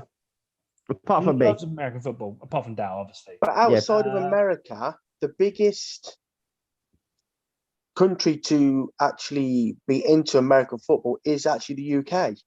Yes, because we have our own leagues, and also some of our players are now eligible to get drafted to the NFL. Wow. Hey, no, what's Coventry? Is it Coventry Jets that ours are called? Yeah, It- Coventry yes, Jets. you've got who Coventry are Jets, you've got filtered Kenilworth by the uni. Bears. You've got Kenilworth Uh, Bears. There's loads. All right, so who's your sorry. who's your guys' football team? Oh, what? Mine would be the Vikings. Really? I like anything Viking, so that's why I He went for thinks he's a Viking. Viking. That's Just like Vikings, so I was like, he's I'm more gonna of a support shield team with the mate name than a Viking. Viking. You got the beard for it now. That's what it is. I honestly don't Usually. watch it, so all I can say is the only one that I really know from Ace Ventura, and that's the Miami Dolphins.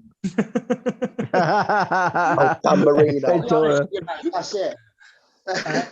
Basketball is no, Lee, you're a Broncos fan.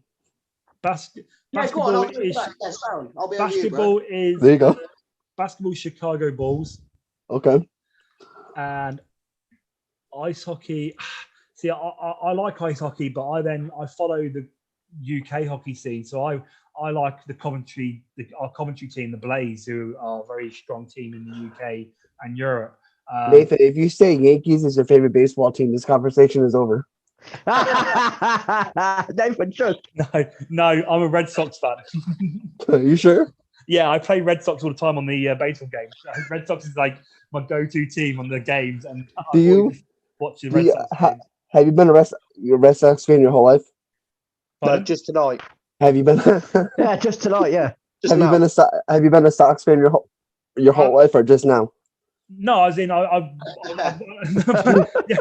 only I Get to name- watch baseball games, but like I Get to name a don't player. follow any. I don't really follow any like get team in particular. But the team that I like to watch are the Red Sox. I wouldn't know that. I can't tell you the players or like the history of the Red Sox. Right. Oh, I can tell you the whole history, but this would be like 6 hours. I'm not like super fan or anything. It's just like if I want to see it, I'm not the type of person like I'll watch a sport for watching a sport, but if like I'll have a certain team that I want to see do well, like I have a list of teams that I like to see do well, but I wouldn't say like I support them as a big fan. Like I go and get their jerseys and stuff. It's like Right. if they win the league, I'm happy. That's who I want to see win the league, or that's who I want to see win the trophy. The World Series.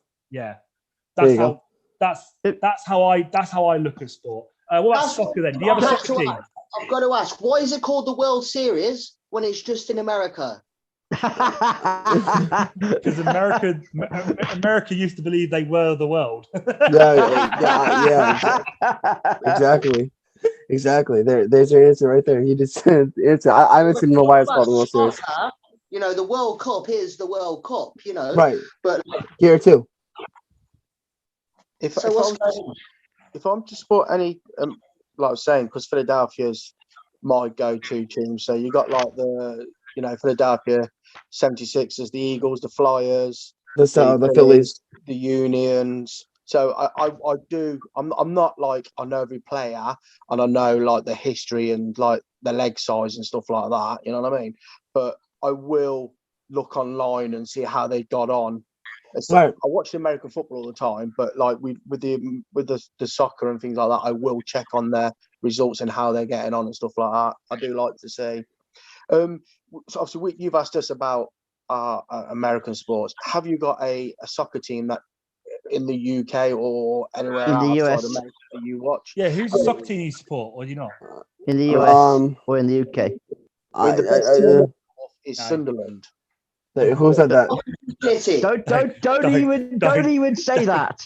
Dale's rival. Coventry City, my brother. Say you're a member of the Sky Blue Army. Come on, mate. Whatever Lee said, that's my team. Yeah. I tell you what, we'll get you a Coventry City top sent to you then. Yes. Yeah. Do it. Yeah. And then you got to See that? wear it. I'm a size XL. That's fine. Lee, you go pay for that. Is Mate, is mate, I've, ju- ju- ju- my just mates is just said- soccer my is mates- soccer really not really that watched in America like soccer, football? Is it not really that? What I understand is doesn't really seem to be as popular compared to the other sports. Would you agree with that? I mean, a lot of sports in America are really big. Soccer, I don't think is one of them, but it's definitely a lot of. I might sound stupid saying, but a lot of people from Poland watch it. Like, there's a lot of people from Poland who live in America, and I went to high school with a lot of Polish people, and they love soccer, and they play like it's the fucking Olympics in gyms. So I think it's more popular for them. Yeah, I mean, yeah, it's a big sport. Yeah. the Polish community in this country as well. And yeah, obviously Poland being a European, like they're part of the Euros and stuff, and they're always European country. The Polish like they love the football. Yeah, definitely. Yeah. So then, Okay, yeah, right, not for Americans, not really. I mean, like Americans is like baseball, basketball, and football, the top three. Yeah. I mean, at Coventry, we actually had 2 American players. We had at once in the 90s, we had Roy Wegerle and Cody Jones. Oh, And we nearly signed Alexi Lalas at one stage as well. I bet you don't know the ideas. Right. But like I say, Alexi Lalas is head of the American Soccer League. I didn't know that. Look at Yeah, that. see what I Well, mean? there we go. That can be Aaron's random fact of the night, as always. yeah, That Yes, we do. It is. I mean, the time now here is 11:30. It is, yes. I've got work tomorrow. Fucking hell. yes, This we is have, mate. flown by. This is flown by. It's been so much fun talking tonight, Justin. Yeah. This has been Yeah, this is fantastic. what thank you This guys. has been Thank you guys fantastic, so much Justin, for mate. coming I'm on. pretty sure we're Thank going you to have for you on. letting me I'm on. pretty sure we can guarantee we're going to have you on again. I have enjoyed we can this so much. Definitely talk more American sports and talk I more. would love to. for sure. Obviously, before you go, we always get the guests to plug their social media. So where can our people watching us on YouTube find your stuff and find you on social media? Well, I have way too much social media to name, but if you really do want to support me and Nerds of Wrestling, go check out the group Nerds of Wrestling on Facebook. All you guys are members on there, and thank you for joining.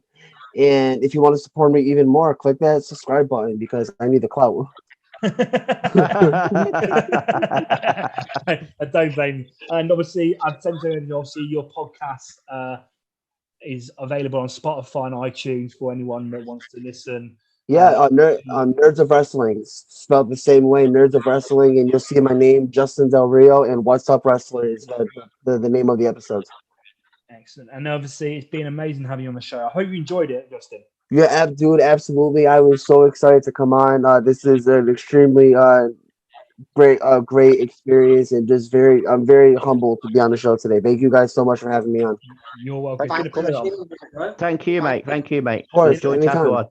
It's been a pleasure having you on, Justin. Ladies and gentlemen, this has been another amazing show tonight on Sunday, Mother's Day, over here in the UK.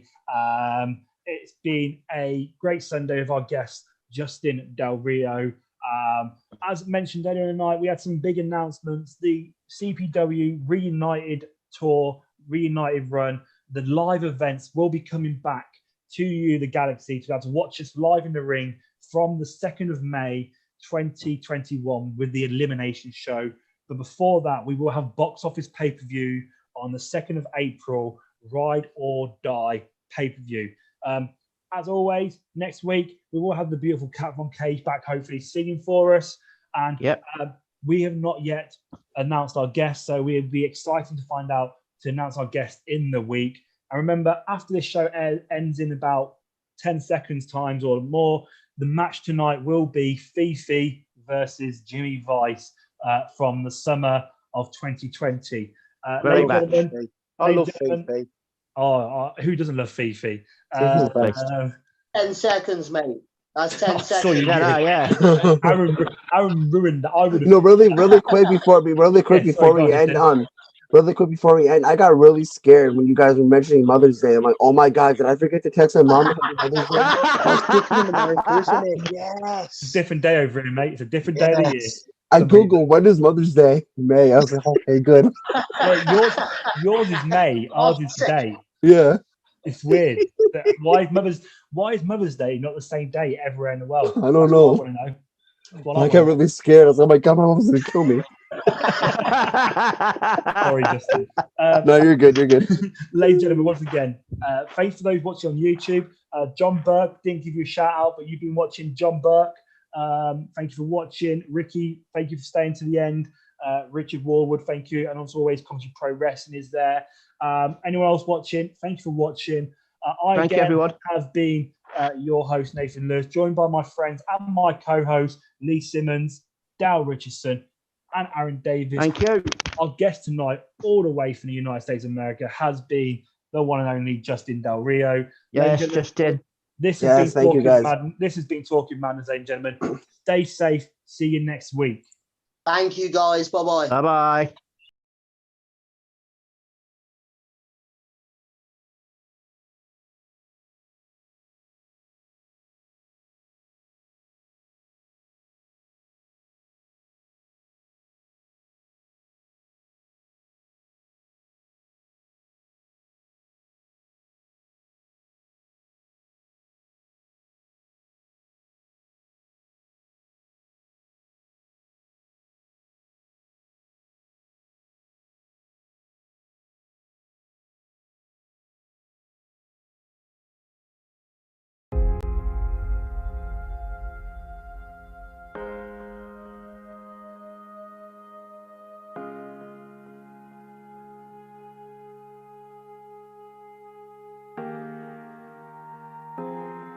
I'm ready now for what's coming.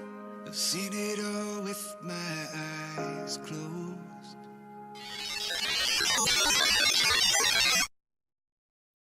His is the CPW Heavyweight Championship, currently held by Dan Evans. Problem with that is words are cheap. We need to see the actions. We need to see Jimmy Vice back to the Jimmy Vice that picked up that strap in the first place. After he picked up the strap, things got a little difficult. Then look at Jimmy Vice. He's got some nice aims. But after obviously he used it in the elimination in a 25-man elimination match. Some would say it's not fair, but hey, these are the rules at CPW. That's what we do every year. And unfortunately, Jimmy Vice, he was the one holding the championship, and he started and didn't end. Started the day with it, ended it without. I think that's what it is, because he knows he was never actually properly beaten.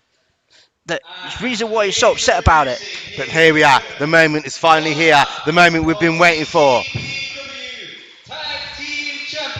So he's back. I don't know what's going on.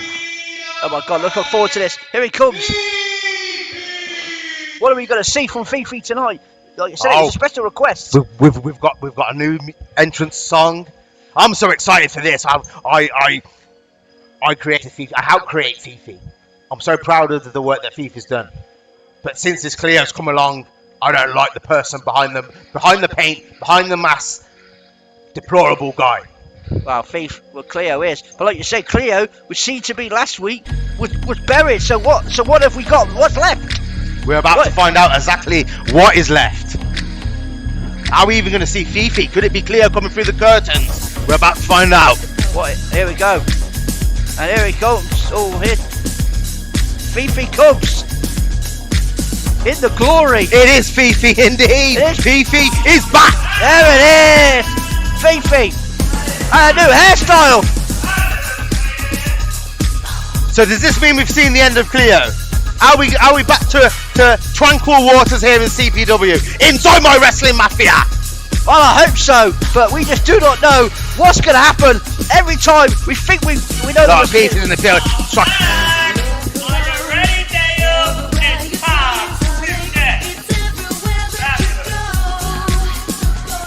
Well, he's back. Well, he is. I mean, clearly, Cleo is gone. Let's have a party. Party time. Never think we know the answers. He changes the questions. Obviously, Cleo there wearing a flag for the LGBT people. Or in CPW, everybody's welcome. Black, white, gay, straight, it doesn't matter. CPW is for the people and will always be for the people. We never discriminate in any way, shape or form. Anybody is welcome in CPW.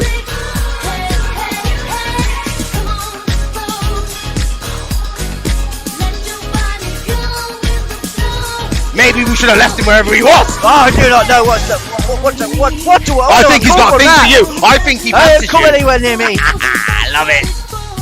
He doesn't have to bend over like that either. Wow, oh my goodness. It was like an eclipse just then. So excited for this one, so excited. As we appreciate everybody in CPW in these matches, showing their support for what we're trying to do and to change the perspective of people around the world so we can all live as one. Absolutely. Change the ways of thinking and the ways that people think towards each other, when it all should be about respect and generosity. Exceptional. Maybe he's just exceptional at losing titles. Fabulous, baby. Wow, fabulous, exceptional. Exceptional.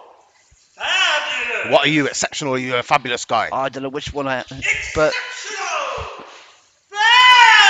Fabulous. well, you can't argue being fabulous. Now they're arguing about There who's we go. exceptional. Whoa, We're underway. We're underway. Start the match. Here it comes. Fabulous, baby. Wow. Jimmy Vice does not know what he has got here. But you can call yourself exceptional, but what we do know, since CPW, Next Gen Wrestling, Moonlight and New Blood Wrestling has returned, Fifi, Cleo, Hardwood, they've been part of each show. Building up that or should I say, not building up, but getting rid of that rust. Jimmy Vice, he's been sat at home eating snacks. Yes. Eating snacks, Dale. Exceptionally eating snacks. Yes. That's what, So he might get exceptionally tired here in this match. You see what I did there? exactly. Absolutely. And Fifi is of course fabulous. Absolutely, he's continue to always be fabulous. I don't know where he's been. Maybe we can catch an interview with Fifi after, but we do not know where Fifi has been. We do not know where Cleo is. We know Hardwood was here, but no Cleo, which is, like I said earlier, a fantastic thing for the CPW roster and the CPW fans. So we don't have to get to see Cleo ever again. Wow. That's what I'm hoping for. Like I said, my Wrestling Mafia goes back to normal right now. Jimmy Vice slapping the head of Fifi. He still thinks he's exceptional, but clearly, what's the exceptional at? That's what we want to know. Like you said, maybe losing I know what he's championships. exceptional at. He's exceptional at saying exceptional. Oh, oh my Love goodness. I don't think that. I don't know what to call from that, to be fair. I Both weren't of them- watching. I was looking at you, Dale. What happened? You tell me. Okay, I've seen it on the monitor. Okay. Don't know what happened either. It was. There we go. I don't know in this business whether these men girly boys should be wearing tights. I don't know what's good. I don't want to see his butt crack, Dale. Nobody wants to see it, to be fair, Absolutely not. Mr. Richards. Absolutely. But Jimmy Vice still says he's exceptional. Absolutely. But apparently not exceptional keeping an armbar on He told you the only thing he's exceptional at is saying exceptional. and staying at home. But oh! There we go. Nice arm drag. Wow, fabulous. Fabulous. Oh, Rick in the odds. Good referee. This match should be billed as exceptional versus fabulous. Are we fabulous or are we exceptional? Which one are we? What we are, we're going. Oh no, blocks. No. Reversals. Oh, no. Oh! Cover. Fifi's back. Oh! Thought Fifi back with a win there. He's never going to beat you with a... We've seen this before. Oh. Oh! He gets to do the more than touch Jimmy Vice. He gets to ride Jimmy Vice. He's going to ride him. True, baby. An exceptional ride. We haven't seen it. Absolutely, the exceptional ride. How exceptional was that, Jimmy Vice? Oh, he doesn't seem to have liked He that. don't love it. He don't love it. Oh, referee. Dirty tax. No, that was exceptional. I'll give you that, Jimmy Vice. Oh! Didn't quite catch all of that kick. well, Didn't catch all of it though. Oh! Maybe Fifi shouldn't be going up there very That often. reminded me like a whale falling from the sky. Wow. And we all felt the rumble. Oh! Jimmy sent to the outside. Has he got it? Lands on his feet. Oh! Catches Fifi with a big forearm. Top rope. Oh! Missile drop kick sends Fifi sprawling. Here's a cover. What? 1, 2. Just a 2. Just a 2. Just got out of there, Fifi. Fifi's going to have to bring one back, bring some energy back. I don't know. Has he not got it? I mean, so we haven't seen him for a while. Maybe he hasn't got the energy anymore. We don't know. We really don't know exactly what is going on with Fifi, where he's been.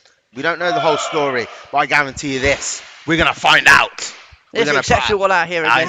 He's exceptionally rolled out at the ring. I think we have to say everything he does is exceptional. Is that the thing? Apparently right? so. Okay. Exceptional slap there by Jimmy Vice. Oh! Now it looks like he is taking control of this match. Oh!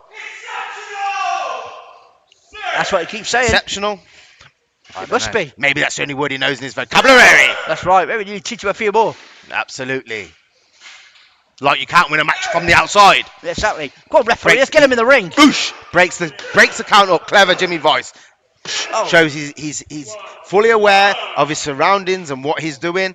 And that could only bode well for the future of Jimmy Vice as he rolls Fifi back into the ring. In he goes, follows him in. But there you see Jimmy Vice hasn't jumped on Fifi, showing that rust. Oh! I'm sure he would have been on him like a shot normally. Huge headbutt.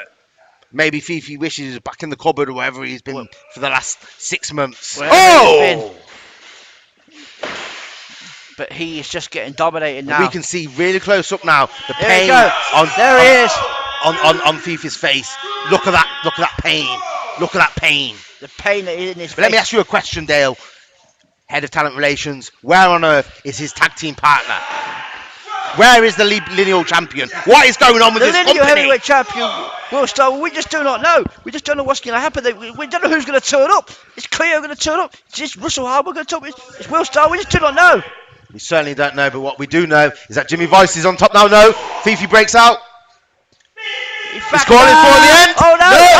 No. Oh! Big stomp, big stomp. It's an exceptional reversal. An exceptional reversal, an exceptional stomp. Everything's exceptional about the exceptional Jimmy Vice. Clearly. It must be. Oh, look at the strength.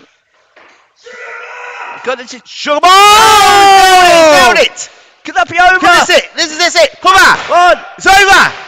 Oh! Just got the shoulder up there. Just a 2.99 on the Richter scale. That was really close there, Mr. Richards. But clearly that was not exceptional because he didn't get the job done. You said at the start of this broadcast of this match that Jimmy Vice was looking to get back in the heavyweight title picture, and on this display, he deserves to be there. He's showing us that he's ready, he's back, and he's ready to climb a mountain. He's certainly showing why he was the CPW heavyweight champion, and he's ready to go back to try and get that title back. The title that he says is actually his. Absolutely.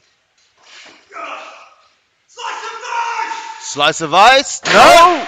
Miss. Oh. Catches the kick. Oh no. No.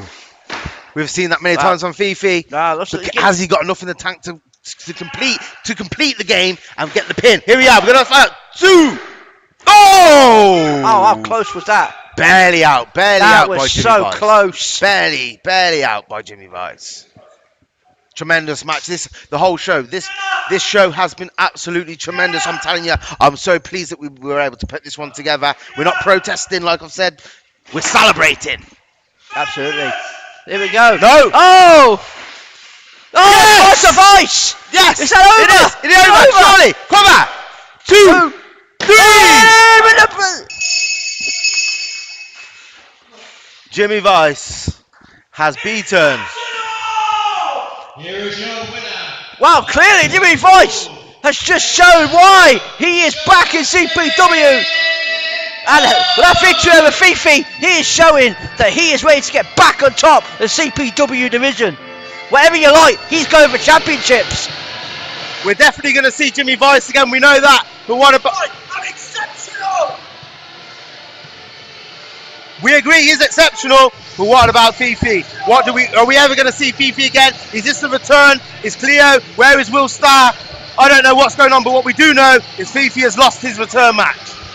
Exactly, we do not believe this. I mean, I thought Fifi might have just that little bit more, but clearly Jimmy Vice shows he is the top man and why he was the CPW You just champion. watch yourself, Dale, because we don't know what this guy is going to do.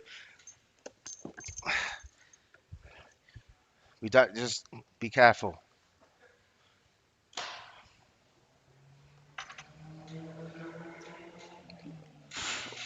What? I don't know what's going to happen here. Fifi's in the middle of the ring. What's he doing? I do not know.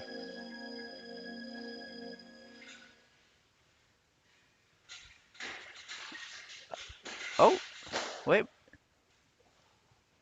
Does this mean Is that it? Fifi's gone again? Is this just the end?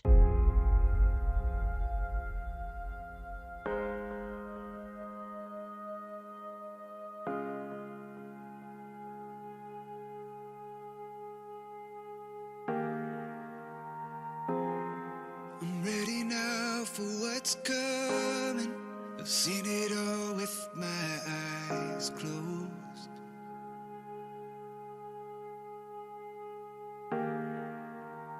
Unsteady now, but I won't go running. No, I'll never let go.